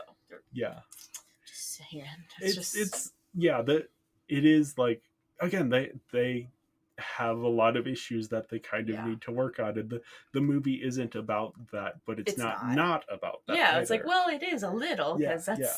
the whole point Yeah. of the other parents. Yeah, that the is other to parents are contrast that. the exact opposite, but in a way that goes too far. Yeah. That, and I think a key thing here is that love and attention are not necessarily the same thing. And They're Coraline not. Yeah. desires attention, which is what brings her to the other world. Mm-hmm. And what lures her in is, hey, here are people who are paying attention to me. And here's this world of people that have, and she doesn't know this, but that have literally been constructed to appeal to her fantasies. Mm-hmm. And yeah, it's, again, there is a lesson there for kids, I think, of like, hey, things may not be perfect in your life. Be a little bit cautious of people who are trying to come in and provide you what looks perfect. Yeah, or there's almost a sense of like, if it's too good to be true, it probably is also. Yeah, that it's like, hey, that looks perfect and all, but it's not real. Yeah. Of showing to how, like, that's an illusion. That guy handing out candy from the back of his van may not be handing out candy out of the goodness of his own heart. Yeah, it's like sometimes people have ulterior motives. Yeah. Like, yes, sometimes people want to lure you into your van so they can eat your soul. Yep. Through your eyes or something. I don't know. Yeah. And smartly, the movie isn't drawing those parallels too clearly. Like, it is all in metaphor. Yeah. Rather than trying to. Yeah. I think they think it'd be too far to make it too real. Yeah. If it's an adult with ulterior motives versus just a mythical entity. Yeah. Whatever. Yeah, there's like, I think they're very smart in the way that a lot of fairy tales do this, of like, it's not the stranger in the woods, it's the wolf. Yeah. And that becomes a metaphor for this other kind of danger. Yeah. Or like Hansel and Gretel actually has a lot of parallels to this, with like, oh, this candy house, this is, and that even has true. Like the neglectful parents, though in that case they abandon their kids, so it's even further. Yeah, that's a little different. But yeah, the like being lured by something away from. Yeah. No, I didn't think of that. The candy house is a little on the nose. Yeah. I mean, maybe not quite, but yeah, that is like what these fairy tales are getting at. This like, not I mean, kind of, stranger danger of like, there are forces in the world that do not have your best interest at heart, and that are going to seem nice, but aren't. She may look like your mother, but she's not. Yeah. Well, yeah, we also have YB, who is the character who was added to the movie, who is not in the book. Mm-hmm. I like him. I think he's a fun addition. Yeah. I suspect they added that more so that Coraline wouldn't have to be like talking to herself so much. I think they also added him to have a boy in the movie. It could be, but also I think there's just some logistical things too, like get a method to get the doll to her, to get things moving. Which the doll isn't in the book either. Okay, I kind of didn't think so. It's just it's been a while. I couldn't remember, but that's very interesting. Yeah. It's a very good addition, and YB himself is a very good addition. That like, he is. I like him. There is someone for Coraline to interact with who is her own age, and that like, she is lashing out at him because that's how she is dealing with the world around her at this moment. Yeah, and he's just there. Yeah, and he seems so sweet and so nice, and he keeps showing back up and be like, hey, I'm here. It kind of has that like thing of when you're a kid and you kind of just, you have to hang out with the people you hang out with because that's who you have to hang out with. So, you're limited to just. So it's like either he's hanging out with Coraline, who is mean to him, or he is hanging out with his grandmother, who's also mean to him. I don't know. I mean, she's it's very hard to naggy when we tell. see when because he's trying to like open the door for her, and she's like, I know this place. I've lived in this Yeah, house for 30 yeah. years. And then like Yeah. and the only things we see of her are her like yelling at him to come home. Which, to And be then fair about that, yeah, he is not allowed in the Pink Palace. yes, that is true. And she Which I don't is know how stated much the very grandmother early. knows. I suspect she doesn't know that much, but she does know that it is not a safe place for kids. Yeah, that's it. She just knows there's something about the house that's not safe for children, which is why she doesn't usually rent to children. Yeah. Which also begs the Well, question. I don't think most landlords rent to children, but she doesn't rent No, to families with families children. with children. Which then leads me to, why did she let them move here then? Yeah, Like, how I did don't that know. happen if she I doesn't kind of usually do interpret that? it as she maybe didn't fully know that they had a kid. Unless they're just, or maybe she's just also on hard times, or it's Yeah. just desperate enough that she's like, okay, Yeah. okay. I think there's some kind of extenuating circumstance. It is interesting that they like introduce that element and then don't address why Coraline's family was allowed to stay there. Yeah, no, that is kind of funny. That's like, wait, what? Then how did this slip through the cracks? Yeah. I think it works well enough for me to be like, okay, I think there is like maybe there's a deleted scene or a deleted, I guess probably not a deleted scene because they don't tend to have those in stop motion films because it takes I think so there are much. a couple though. Oh, okay. I'm short. curious how far they got into animating them before they decided to cut them. But I wouldn't be surprised if there's like a line somewhere that explains it, and they were just like, "Well, you don't need that, so we could just we could drop that line and just expect the audience to be okay with it." But yeah, no, YB is so much fun. John, what do you think of YB? I don't really have much thoughts about YB. He was there. Okay. Other YB had a lot more going on because of how much Coraline connected to it. But normal YB was there. He did stuff that would gross out a girl, I guess, but then that was it. Well, Coraline wasn't super like. She seemed to be having fun with the slug. Yeah, the slug one, she was having fun. She was kind of annoyed at the first encounter, though. Yeah. Yeah, no, that was... So that was Adam. She was mean a little earlier. It's like, no, I thought you were warming up to him. Yeah. Which I think there is a sense of like, she does genuinely want to be friends with him, but she doesn't quite know how to approach that. Yeah, I don't know. But the whole other mother silencing him thing is weird. Yeah. And it's just like, I thought you'd like him better that way. I'm like, okay, then. Yeah. Like, which I think works with the kid logic of what Coraline, like that doesn't immediately ring all the alarm bells in her head. Yeah. That she's like, oh, maybe I will like him if he doesn't talk so much. She's kind of very on board at first. And she's like, damn, okay. So that is a very interesting development throughout the movie, as she's like, wait, actually? That's like very concerning. Yeah. That she is having that growth. And then he does like rescue her, and she tries to bring him back through the portal, and he's like, no, I can't. Obviously he's not speaking. I guess that's a great moment of visual storytelling, that he like removes his glove and it's just sand. Yeah, it's like, he's I like, can't leave. I'm not a real person. Right.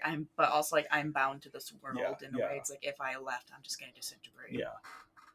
But that she is like, she has now realized, oh, I need to treat this person a little better, because fun note, or another thing that my partner Cass said while we were watching, the moment where she returns or whatever, when she finds YB and his mouth is actually stitched.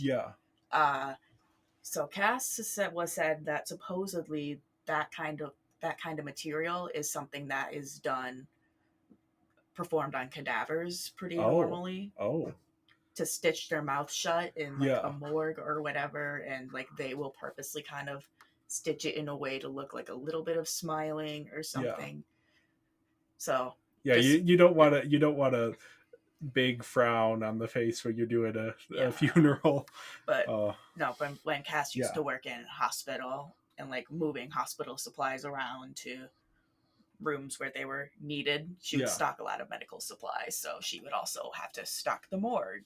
Yeah. So There is something so creepy about when Yeah. you see him with that, like, oh, that's very yeah. No, that was one of the moments that was like first really scared me. I think watching the movie for the Yeah. first time, that was just like, oh shit, this is this is bad. If I might have gotten those hits earlier, but that was the big alarm bell. It's like, oh. Which, John, you didn't reach that moment in your first watch through, I assume. But I did not know. what were you thinking second watch through? I mean, hey, I've watched a lot of creepy things since, so this one was kind of vanilla compared to the other stuff, but Sure, it was still creepy kid stuff. I should say. Yeah. I just find it very interesting as a thought, also with him being a body, a puppet body. That's like, oh, the wire. That's a thing that's done on cadavers. What? Yeah, I would assume that the creators would be aware of that. Probably. Maybe. So much effort went into the details that I have to assume there was something going on there. Yeah. But yeah, we also have Miss Spink and Miss Forcible, aka the lesbian thespians who live in the basement. Lesbian thespians. They are, though. They are. Very much so. As much as they could get away with in 2009, they are. Yeah. Which Paranorman then has like an actual like stated gay character, which we will talk about that next week. Yeah. But yeah, I just love their whole vibe. Like they're just living their best lives. I love it too. They bicker and argue in their shitty apartment. Their shitty basement so apartment. Bad.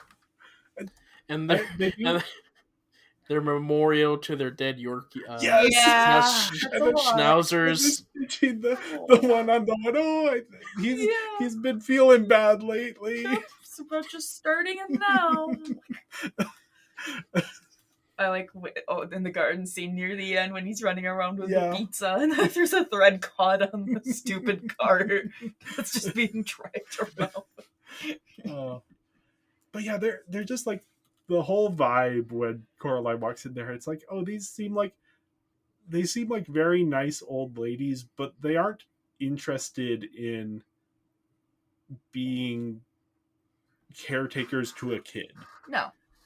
Like they are. That's just beyond what they're even thinking of.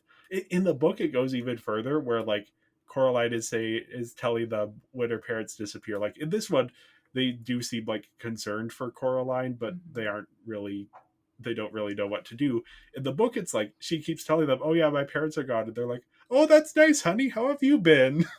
Just like completely unaware of why that would be any issue. Yeah. I guess they do have this like connection with the mystical. Yeah, I was gonna say I'm not sure if I'd call them witches, but they do have some witchy tendencies. Yes. Yeah, they have 100-year-old candy. They do have 100-year-old candy.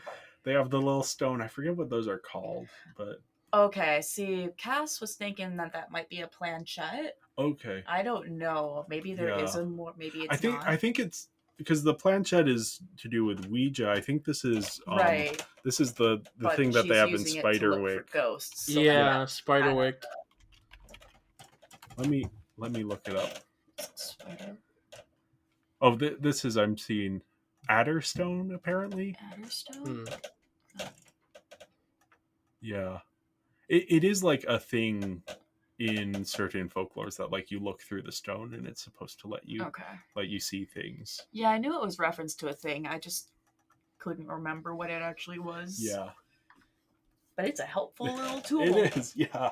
Good for finding ghost eyes. Yep.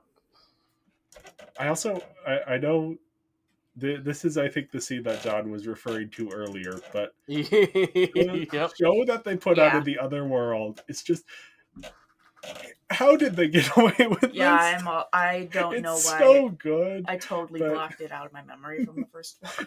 Apparently. When the one shows up and Coraline's like, she's practically naked, and then the other one shows up and is wearing less. Yeah, and she's like, oh my god.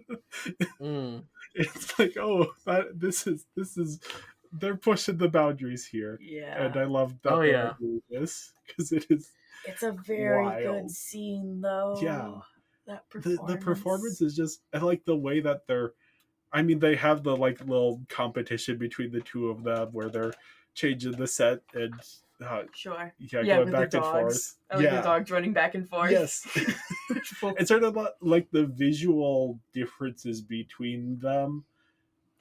And then like when one of them is wearing the mermaid tail and the other gets the fish head, and that's tied into things, and then they like unzip their bodies and are the younger versions of themselves, this sort of like idealized quote unquote, because I don't think that they missed the old days, but I don't think that they're sad about like, It's hard to say because the movie doesn't really get into that. yeah, But there is a bit of a sense of missing yeah, when they were younger. I mean, Yeah. when we first go in, we see all of the different posters for the different Yeah, shows they yeah. did, all the different burlesque shows they did, Yes. the Shakespeare burlesque. Yes. It's a sexy Shakespeare or whatever.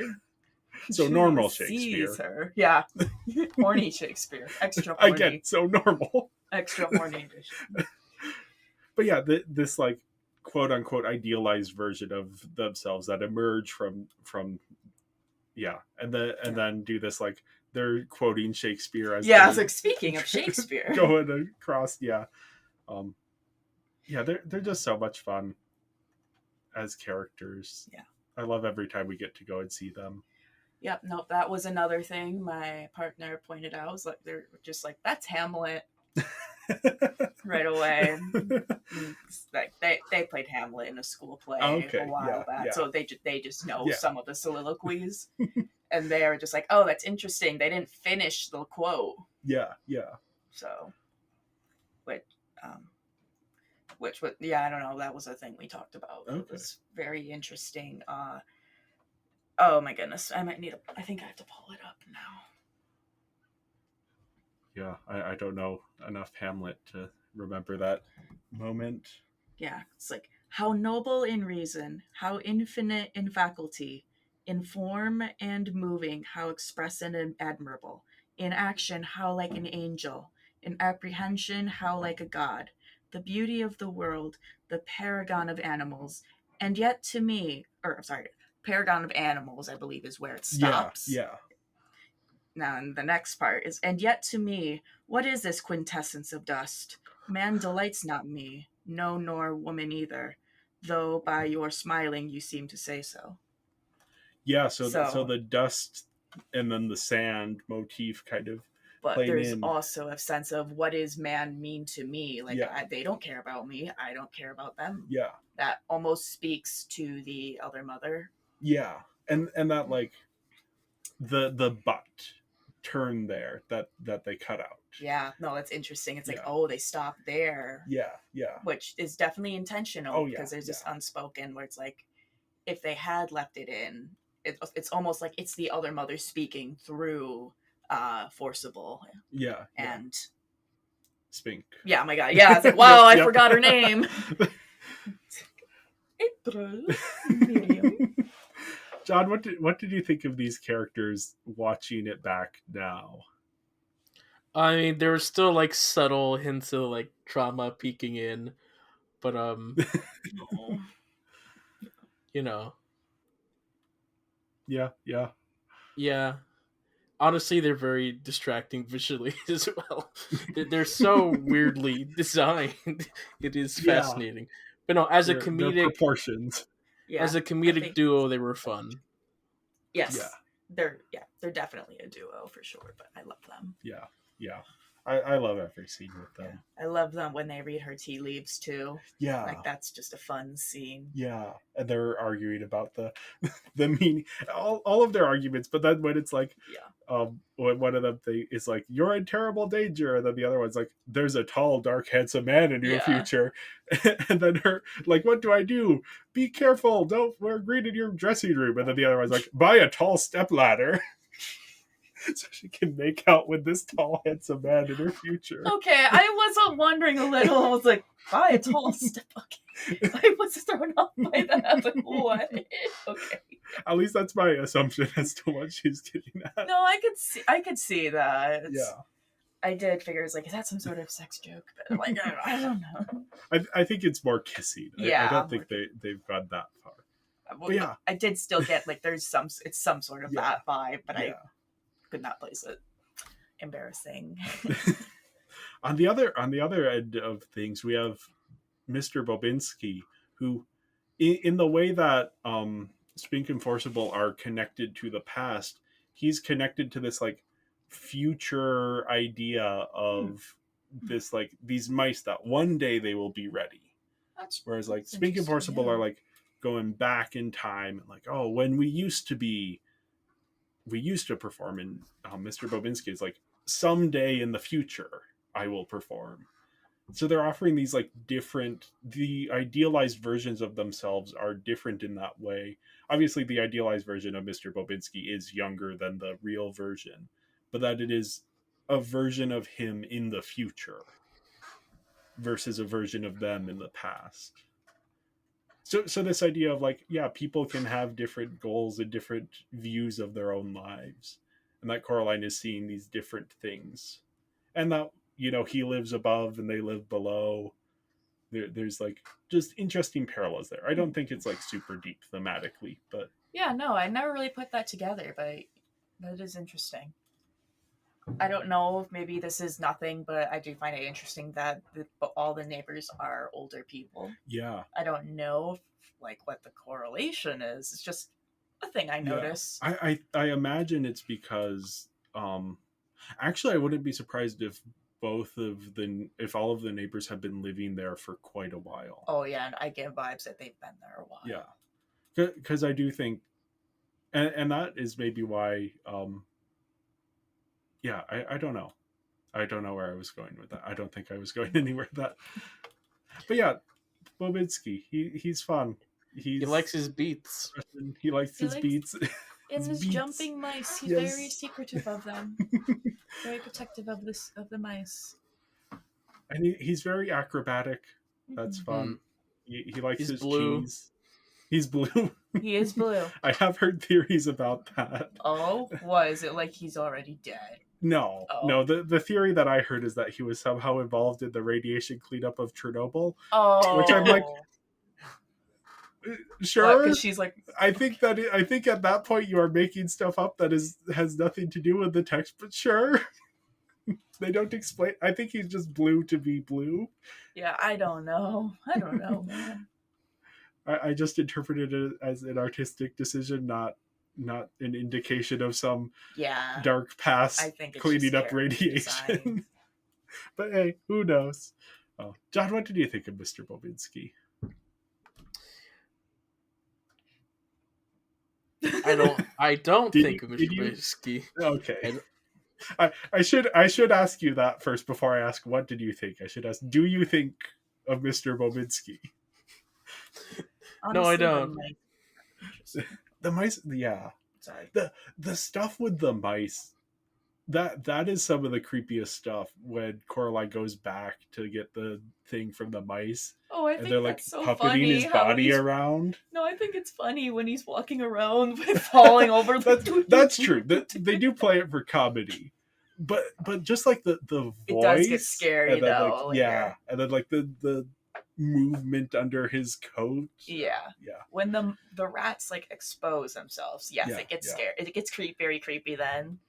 Some of the movements before that are kind of funny. Though. Yeah, no, are kind of flopping about. Yeah, he is also connected to the mystical, with the mice and with this warning that he gives Coraline. I that moment of the mice told me to warn you about the door, and she's like, oh, but it's bricked over, and he's like, oh, well, sometimes they get it wrong. Also, they called you Coraline, but that's not your name. Your name is Caroline. Yeah. And immediately, as the audience, you're like, oh, what he just said is correct. Yep. The mice were correct because they got her name correct. Yeah. Yeah, it's like a running joke in the beginning of the movie is everyone keeps calling her Caroline when after she Yeah. clearly says it's Coraline. They're like, "Oh, that's not a name. And we must have said Caroline." Yeah. So, And then that gets used as like a thing of like, oh, the mice actually know what they're talking about. Like, yeah. whether Mr. Bobitsky has actual mice or if they're just in his head, like wherever he is getting this information from, it is true. Yeah. Someone's telling him the Yes, truth, what's yes. going on. He does have some sort of connection to something, yeah. Very Now, John, impressive mice. Yes. Yeah. I feel like you must have thoughts about the cat. My thoughts on the cat is that there wasn't enough of the cat. And I had this same thought when I watched this 15 years ago for the first half of the film. I was like, the cat was very prominent in the promotional material. And so far, there's been very little cat. And he's not talking as much, especially since it's Keith David. But no, again, you put a cat in there, a talking cat in there, I'm always going to love the talking cat, especially if it's a black cat. Yeah. You know? He's a good boy. Yeah. Kiki's delivery service, you know? Yeah. He is like mysterious and he kind of has his own goals. And like you get the sense that he's helping Coraline. Yeah. Like on some level he is good, but he's also helping Coraline because it is amenable to his goals. Yeah, but like his goal is get rid of the other mother. Yeah. So like, although I don't know if that's his goal. I think he likes toying with her. Maybe, but yeah, and, but he's not. Yeah, they're adversaries. Yeah, like she calls him vermin. Yeah.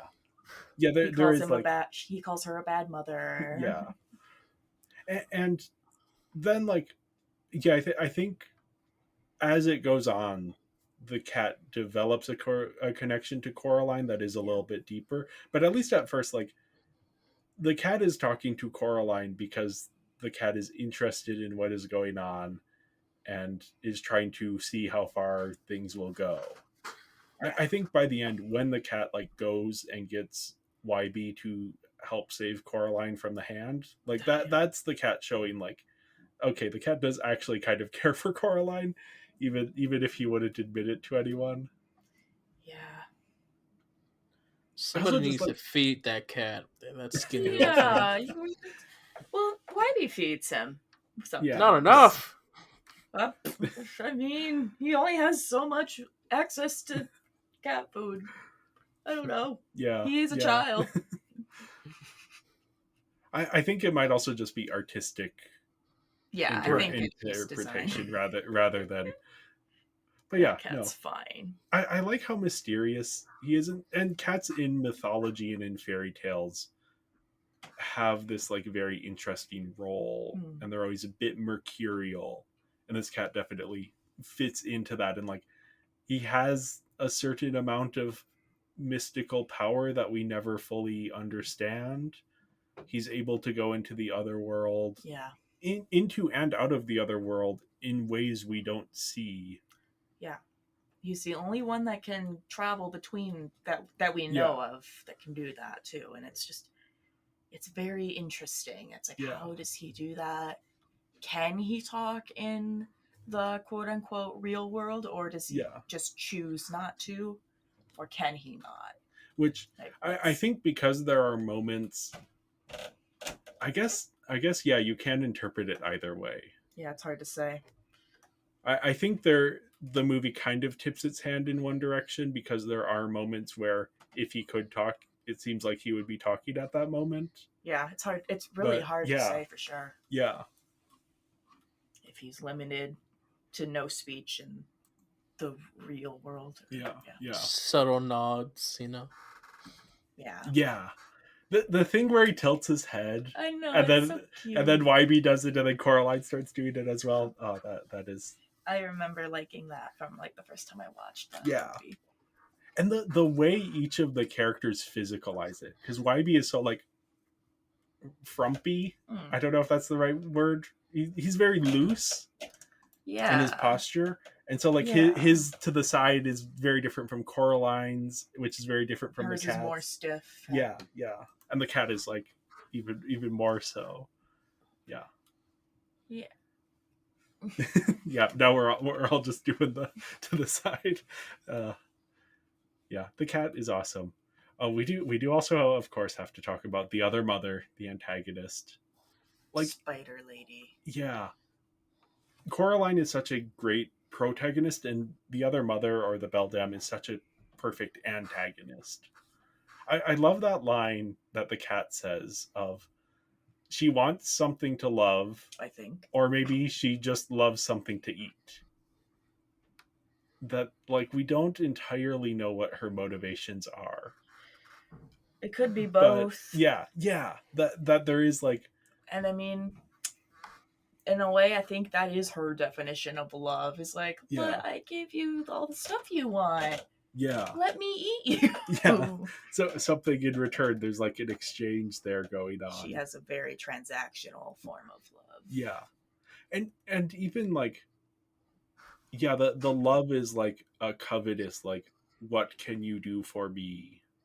Yeah, kind of. In a way that it is not unconditional love, if it is even love in the first place. Right, yeah. It's like, it's kind of a weird way to describe love, but Yeah, I think there is a sense of that's how she sees love yeah, in her worldview or whatnot. I don't know. yeah. That which I do like, that it is so ambiguous of like, what are her exact motivations, what and I don't want to know these answers. I think it is more interesting to leave them unanswered, of like, we know somehow the children's souls fuel her power in some way, shape, or form, and that she needs them to survive. But we don't really know what that looks like. Yeah. Um, Yeah, does she let them live for a while and like feed off of them? yeah, Or which does she need to kill very them spider. to feed off of Yeah, them? spiders will do that kind of stuff of like keep prey alive. Oh, they and, will? like, Okay. yeah, That's interesting. Because Cass was wondering about that. It's like, do spiders play with their food? oh, not every spider, but yeah, spiders. I don't know if it's play as much as, but there is like a toying with the food. Yeah, like Cass was wondering, it's like, I wonder why she accepted the game. She could have just killed her. Yeah. But the fact that she accepted to play the wager, yeah, is interesting. So she was like, why would she do that? Which I think it's spelled out in the book a bit more clearly, but yeah, she just loves games. Yeah. And so she can't resist the temptation. Okay, yeah. Right, which I did also say that. It's like, she also just likes games a lot. Yeah. But no, also knowing that spiders do play with their food, that is interesting. Yeah. It adds to I don't know. I'm not gonna say play with their food, but there is like the way that spiders, like, yeah, they aren't doing like the merciful kill immediately. Yeah, I think it's less like a cat, where a cat definitely will toy with the food. But yeah. Again, such a phenomenal antagonist for this, and that like, she is giving Coraline the things that Coraline thinks she needs. This attention, this excitement. Yeah. She's stepping in real. She knows how to get to Coraline. Yeah. Which, I mean, she's right. Like, she's on the nose, and that's partly why the trap works so well. Yeah. Is because she can watch Coraline, and she is on her. She gets it right away. It's like, oh, I see what's up. Yeah. And it makes it so much more satisfying when Coraline outsmarts her. Mm-hmm. That it's like, oh, Coraline has learned her limitations and her weaknesses, and how to exploit that for her own. Yeah. I will say the cat did warn her a bit, or help her a little with, like, she loves games. Yeah. She can't resist games. Like, he did kind of prompt her to be like, hey, that's a good way to buy time. Yeah. And then the ghost children say like, hey, by the way, she's not going to let you go, so you better figure something out quick. Yeah, I better figure out a way out. Does figure it out. Yeah. As a child, I actually did not know where her parents were. Okay. I was a little surprised, like, how she actually managed to free her parents at first. Yeah. So it was just like, I thought she actually did think they were through the door. Like I Okay, did yeah, you thought that was a little. Like I did an need to actual guess. rewatch before catching that it was a trick. So Yeah, I mean, yeah. maybe I'm just stupid. I don't Oh know. no, that I think that is they don't lay it out as No, it clearly is as very quick to Yeah. that they show them in the snow globe that you makes you wonder. It's like, are they actually there? yeah. Or is it just? Yeah, it's like, is the movie really implying that or not? Or is Yeah. it just an illusion? John, what do you know. think of the other mother? She's a classic fairy tale villain Yeah, that she's has scary. many forms. You know, she could be Yeah. a DBZ villain. You know. Anyway, yeah. Yeah, Yeah, she's yeah. terrifying. Yeah, the design and how each time Coraline goes back, she's a little less like Coraline's mother and a Yeah. little more like her true form. Yep, she Mhm. deteriorates Yeah. gradually. Yeah. Yes. Yeah, I stopped. My first watch through was basically when she makes the giant spider web. Okay. So when she's in yeah. her final form and like right when the cat rips the eyes out, like Yeah. that's where shit got too much for me the first time. I was like, okay. Yeah, it gets intense in that last confrontation. And I guess we haven't really talked about this because I skipped it in the plot summary, but the moment at the end where like the hand gets through, Yeah, that and part's like scary too. Coraline then is like going to drop the key in the well and the hand attacks her and they have to figure that out, which I honestly like that moment a bit more in the book. I think in the movie they needed to give YB something to do, but in the book Coraline actually like realizes that the hand is out and about, and so she goes and has a tea party with all of her dolls, and she sets the tablecloth over the well and puts the key in the middle of the tablecloth, so then the hand like grabs the key and falls into the well. Okay. Whereas in this one, and I always forget that it isn't like that in the movie. I always think in the movie that she's aware of the hand, but she isn't. Which is a little surprising to me because, like, the hand, she does see that the hand got crushed and chopped off in the door. Yeah. So, I mean, I can understand kind of just leaving it. I imagine she didn't think that the hand could move on its own. Yeah, no, I maybe part of me would be really scared after it that I would also just be like, ah, yeah, I don't want to touch it. Yeah, it is a surprise that it's like, what, even that's enough for her? Damn. Yeah. But yeah, it is like it's such a good like final.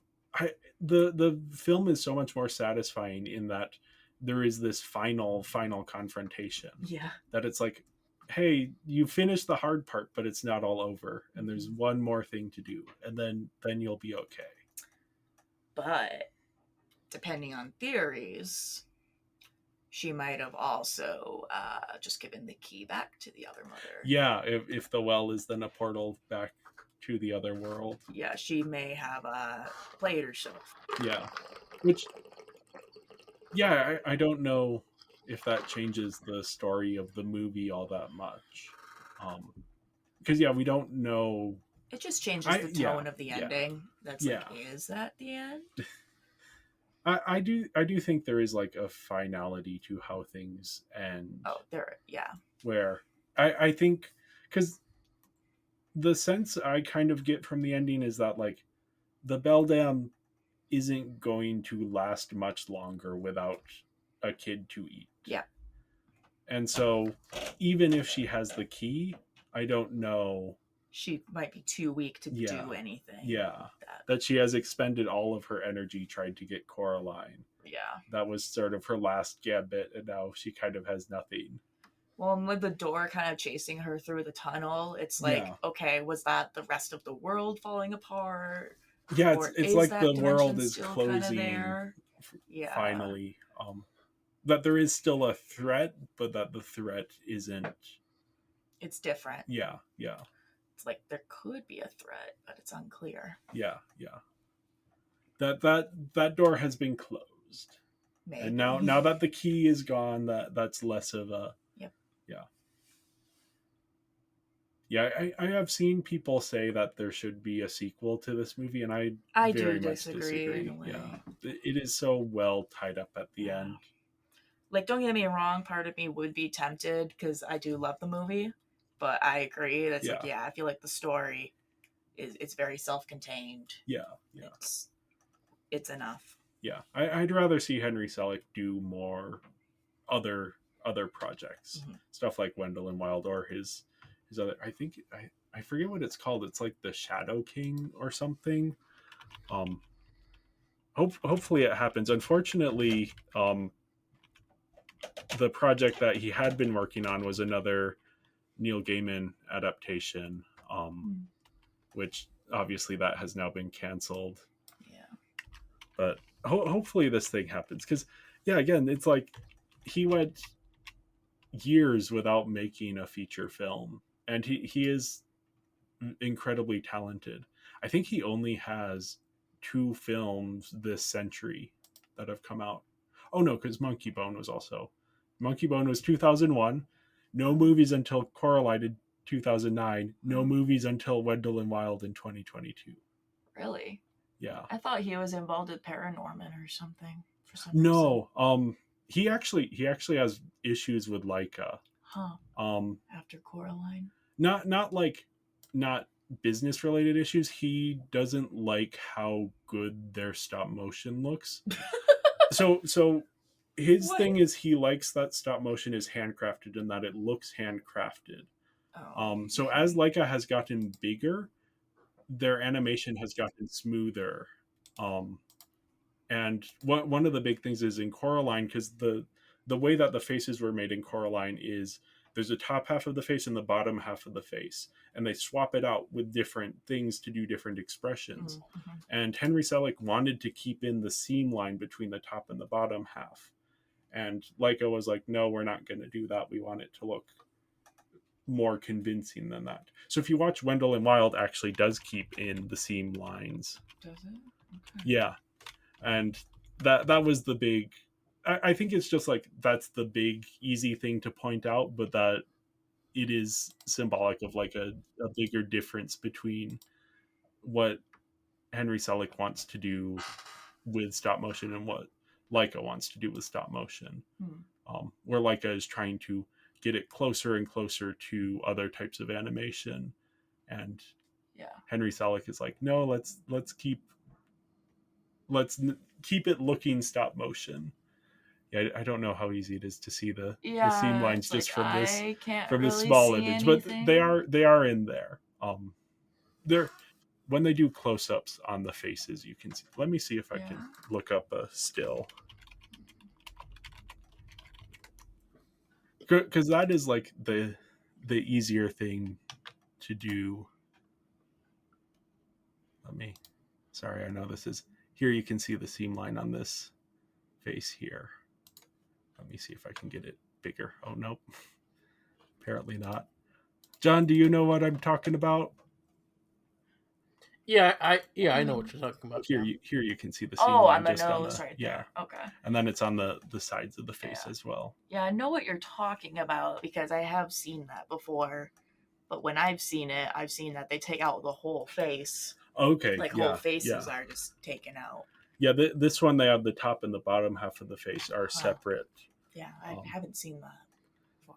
Yeah, but you look at Laika's, like, Missing Link looks almost like it could be a CG 3D animated film. Yeah. Because it is so smooth and so... And that, to me, is, like, incredible that they're able to do that. With stop motion. Yeah, but true. I do also kind of see Henry Selick's thing of, like, part of the charm of stop motion is that it doesn't look like CG animation.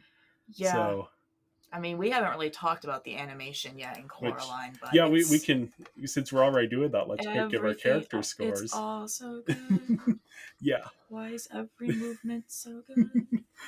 Yeah, very briefly, I gave the characters a 5 out of 5. I did too. I gave it a 3.5. Yeah, the animation is so good. Like, This was up to this point the most complicated stop motion film ever made. That makes sense. Like, they're doing stuff like when the other father is going through the garden and like the flowers are popping up, they animated each of those flowers. Oh my god. It took the jumping mice. Oh, There are like, I don't know how, I forget how many of them there are, but they were animating each of those jumping mice in each frame. Oh my god. Like, yeah, you just watch it and it's just so incredible. And yeah, again, like, and this is the thing where, like, again, Laika, it's a guy doing stuff with daddy's money, but also like that allows them to spend a lot of money and a lot of time doing this level of animation. Like, at least it's a competent nepo baby. Yeah, like, yeah. He's got some good ideas. Yeah, he knows what he's doing. Arguably, I don't know. He's got good creative ideas. Yeah. He is pushing the medium forward. Yeah. In a way that is exciting to watch. And like, even just that this is in 3D. I don't know if this is the only. I feel like maybe Laika has done a couple other 3D stop motion films, but I gotta think Paranorman had a 3D version. Yeah, but it is so difficult to do because normally how they do 3D is you have two cameras, and the idea is to try and get them so that the images that they are filming are the distance apart that the human eyes are. So they're using like mirrors and stuff to have like two cameras that are filming simultaneously, filming basically the same thing but at a slightly different angle, so then they can add the depth in. Now the problem is when you're dealing with puppets, the distance between the puppet's eyes is so minuscule that you can't ever get two cameras to do that. So what they did is they actually got their like industrial cameras that they use in like factories that are able to do like very small movements. So when they would take the picture or do the still for what they're capturing, it would take the first one, then it would move slightly, take the second one. So they had to like program these cameras to take these two images instead of having to move the puppet as much, or instead of moving the camera themselves, because otherwise they would have to remember for each shot to take one picture, move the camera the right amount to take the other. So they were doing it mechanically. And they had to innovate that process in order to be able to do this in 3D. And the 3D looks good, like even just the less than ideal projection that I was watching, and I think I was a bit too far away from the screen for my liking, but it looks so good. There's so much depth, and like when the tunnel opens, it just like the sense of depth is so good in 3D. Oh good. It's like if they mess that up, it's gonna be bad. But like knowing how much effort was put in to just like, we want this in 3D, so we are going to, because with normal animated films or CG animated films, all they do, because they have all of the data for how far everything is away, so that they just like that's why a lot of animated films are put out in 3D, because it's very simple to do that in post. You just have to like tell the computer, okay, well, the depth that is already programmed in there, that is the depth.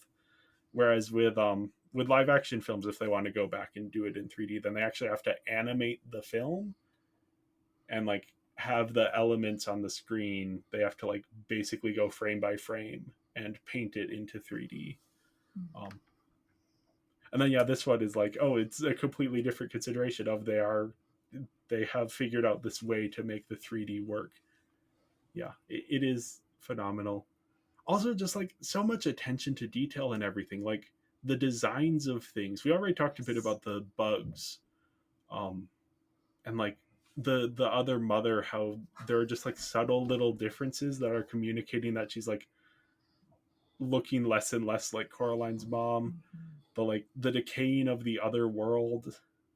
It's also the decaying of herself. Yeah. And one of the things about Henry Selick as a director, compared to a lot of other stop motion, is he loves moving the camera. which, if you know anything about stop motion animation, moving the camera is so difficult. Because not only are you animating the puppet, now you are having to move the camera. You have to move it so precisely. Yeah, or it isn't smooth. And there's one shot that is a little iffy on that part, but everything else looks so good that you don't even register that the camera is moving. It's just like, but you understand, like, it is conveying motion. It isn't jumping out as like stuttering or anything, because it is so well done. Yeah, I love the animation here. It's so good. Yeah, even I think I already mentioned, but like the sewing, Yes, just the act of the sewing is just so good. yeah, It's beautiful. Like even like the thread, the way the thread's animated. Yeah. When it's just like going all over the place. She's threading needles and stuff. Yeah, they put so much effort into this. I'm just gonna look up some stuff from this just to watch it, because it just, like, as we're talking about this, it just looks phenomenal. John, thoughts on the animation? I mean, I love anything stop motion. It just, the effort required to make it look good is great, and this film is fantastically animated. Just so much effort, so much detail. I cannot even fathom just the amount of hours and painstaking detail it takes to do these sorts of things. So, it's always a phenomenal thing to see. Yeah, I think they had a crew of, I think I was seeing it was 450 people, about working over 4 years to animate this. Wow. And yeah, that is like, that is the amount of time this takes, even with that big of a crew, to do all of this stuff. And yeah, it just, I mean, that's the thing. Stop motion is so cool because of the effort that goes into it and the innovation that has to happen. And that, I mean, other forms of animation have that as well. That's so satisfying. Yeah. When she pulls the stitches closed. Yeah. Doll, sewing the mouth, I believe. Yep, it's great. Yeah, everything so good. I love the animation here. Just incredible, phenomenal what they're able to do. And that is something that Laika continues to innovate and find new ways of approaching. And yeah, I think all of their films tend to be pretty well liked on that level. Yeah, and actually, now that I think about it, I think all of their films that they have released, and they haven't released many films, but all of them have been nominated for Best Animated Feature at the Oscars, which I think they are the only studio to have that feat, with how many, I think it's 5 films, and all of them have been nominated. And I think a big part of that is the animation work that they're doing. Didn't Coraline actually win something? No, it did not. It did not win any Oscars. Up won that year. The Pixar movie. What did? Up. Oh, was that year? Oh, yeah. Okay. That 2009 was a very good year for animation, because like Fantastic Mr. Fox was that year, and Ponyo wasn't even nominated. Ponyo. Yeah. It should have been. I don't remember what the other nominees were, but it should have been. Yeah. Animation, I gave it a 5 out of 5. Oh, yeah. I think it is phenomenal. I also give it a 5. Yeah. Anything stop motion is almost automatically a 5 for me.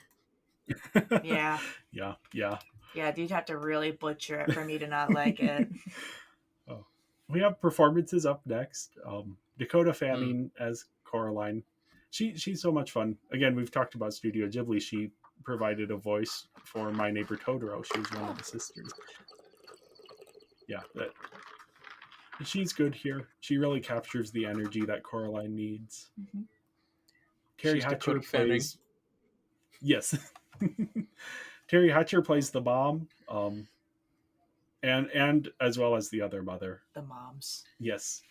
The way she is able to distinguish the two performances is very good. They do feel like different characters and almost different voices. Yeah. Oh, yeah. Just through, I think it's how they play the personalities a little bit. Yeah.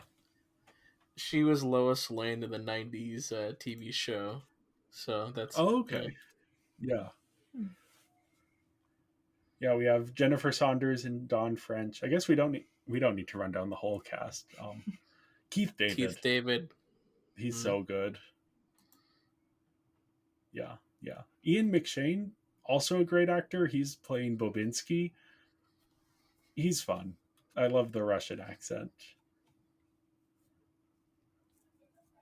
Also, like this is a thing I did not realize, but I guess. Oh wait, I was misreading that name. Never mind. Yeah, I just saw that Harry Selick, and I was just like, huh? Yeah, no, I misread that as Henry Selick. Yeah. I was like, oh, that's surprising, but no, it's not. As a voice, but nope, it is not. I mean, directors often do provide voices for their own animated films, but I mean, that maybe it's was like, I don't know. Well, I assume it's a son or something. Yeah, phenomenal voice performances. I have no issues with the performances. I think a lot of them are really quite good. Yeah. I give them a 5 out of 5. Yeah. I gave it a 3.5. Yeah, I mean, I think it's just when they're already good characters, part of what makes them good characters is just that they got the voices nailed. Yeah. The voices just add a lot of personality and match. Yeah. It's so good. Well, yeah, last up we have the sound and music. The musical score is phenomenal. Yeah, I love music. Like the opening credits, it's like riding the line between like creepy and whimsical and beautiful. It's so good. And I like the exploration thing when Coraline is like exploring the house. Just that song is just so perfect. Yeah, I love that song too. I've heard some people use it as ringtones, and I'm like, oh, maybe I need to get that as a ringtone. Yeah, because it's so pleasant. Yeah, but also a little like melancholy in that like bored rainy day way. Right. It's like it's so perfect. Yeah. For the mood it's going for. Yeah. I do think very good.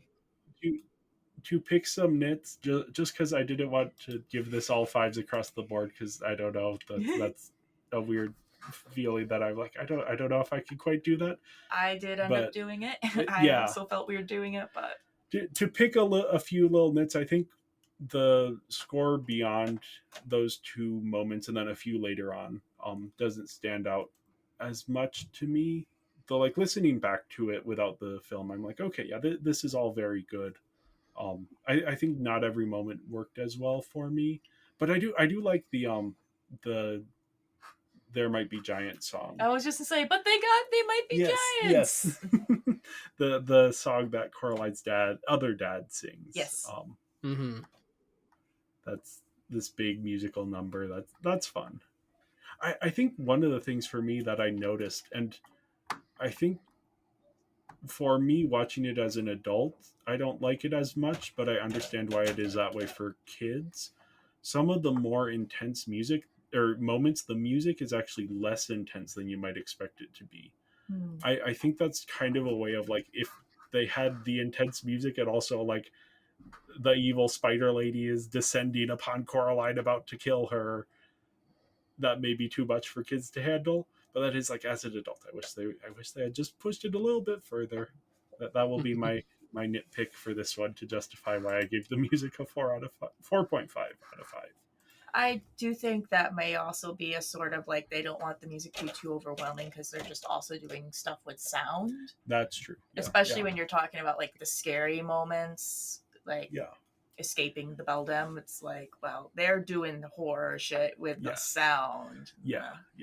So it's a little. And the sound design is so good. All of the different sound effects, they really sell, because sound design is so important to stop motion, to making the animation feel weird.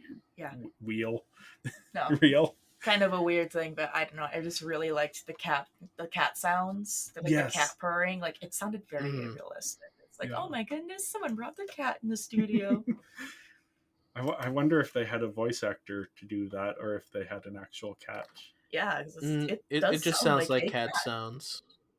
Yeah. Okay. Yeah, I have less experience with cats than the both of you, so I was not sure about that.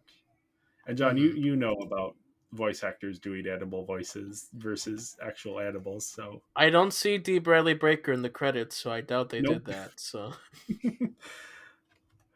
uh, yeah, I gave the music a 4.5 out of 5, which leaves me with a final score of 24.5 out of 25, which is a 98% or a 4.95 star. Actually, you know what? I'm gonna give the music a 5. We'll go 25 out of 25, which is a Yes, 100% you can do it with me. You're 5 doing it out of with 5 me. stars. I love this film. I love I this I one. am glad to talk about it. I am glad we are doing this Laika series, even though it's kind of outside the scope of the podcast, but Mhm. gives me an excuse to talk about this. yeah, I gave the music a 3.5, which leaves me with a total score of 19 out of 25, which is a 76% or a 3.85 star rating. Well, we'll have to get you to watch this a couple more times to. Yeah, there's a lot of very small details.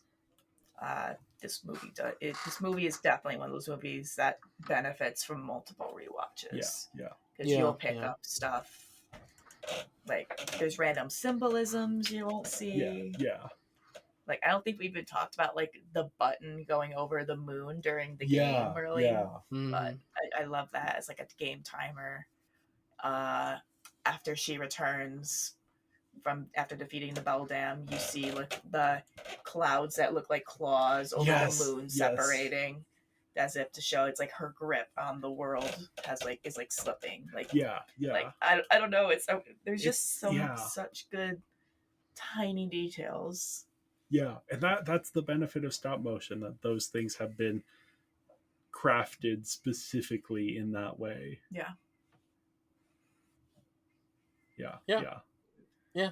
It's so good, so good. Any final thoughts before we wrap up here? I also love that they took the time to make those children roughhousing in the store.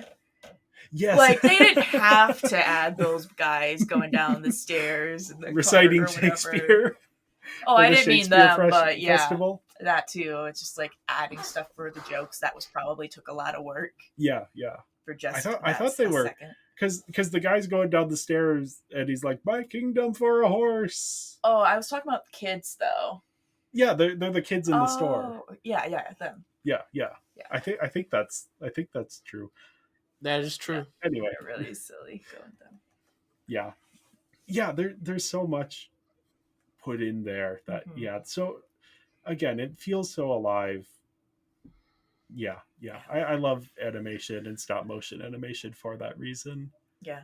I guess we briefly touched on like how color is used a Yeah, little bit. Like I love the difference in colors and in that the other world. this is something that because we talked about Corpse Bride last week, Oh yeah, and interesting. something that one does is the real world is almost black and white Yep. versus like the underground is vibrant and colorful. I Yeah. like that in Coraline the real world is colorful.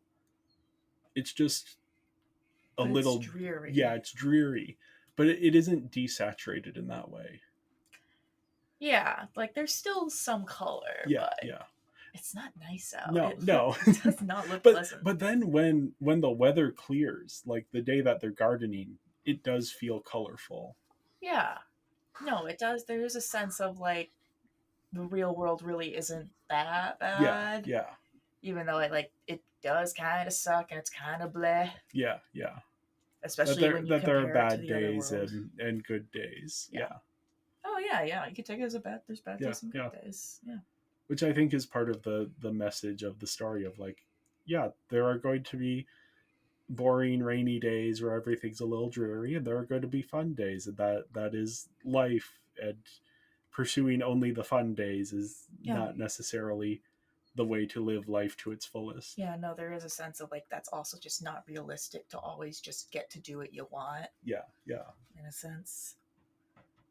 Or if you do, it comes at a price. yeah. John, any final thoughts before we get into the outro? No, no thoughts. No, I think I'm done. I think I've said everything mostly. All right. Well, in that case, thank you everyone for listening, and make sure to follow us on social media. We're Binging Barbie Podcast on Instagram and Tumblr, Binging Barbie on Blue Sky and Serialized, and Binging Barbie at Barbie Movie Podcast on Letterboxd. And if you enjoy this episode, make sure to leave a 5-star review and go to our Patreon at patreon.com/Binging Barbie Podcast. We'll be back next week. Man, that one went To quick. talk about Anyway, Paranorman. yes, we'll be back next week to talk about Paranorman. And until then, you think finishing podcast is a good thing? You just go home and be bored and neglected, same as always. Stay here with us. We will talk to you and laugh with you.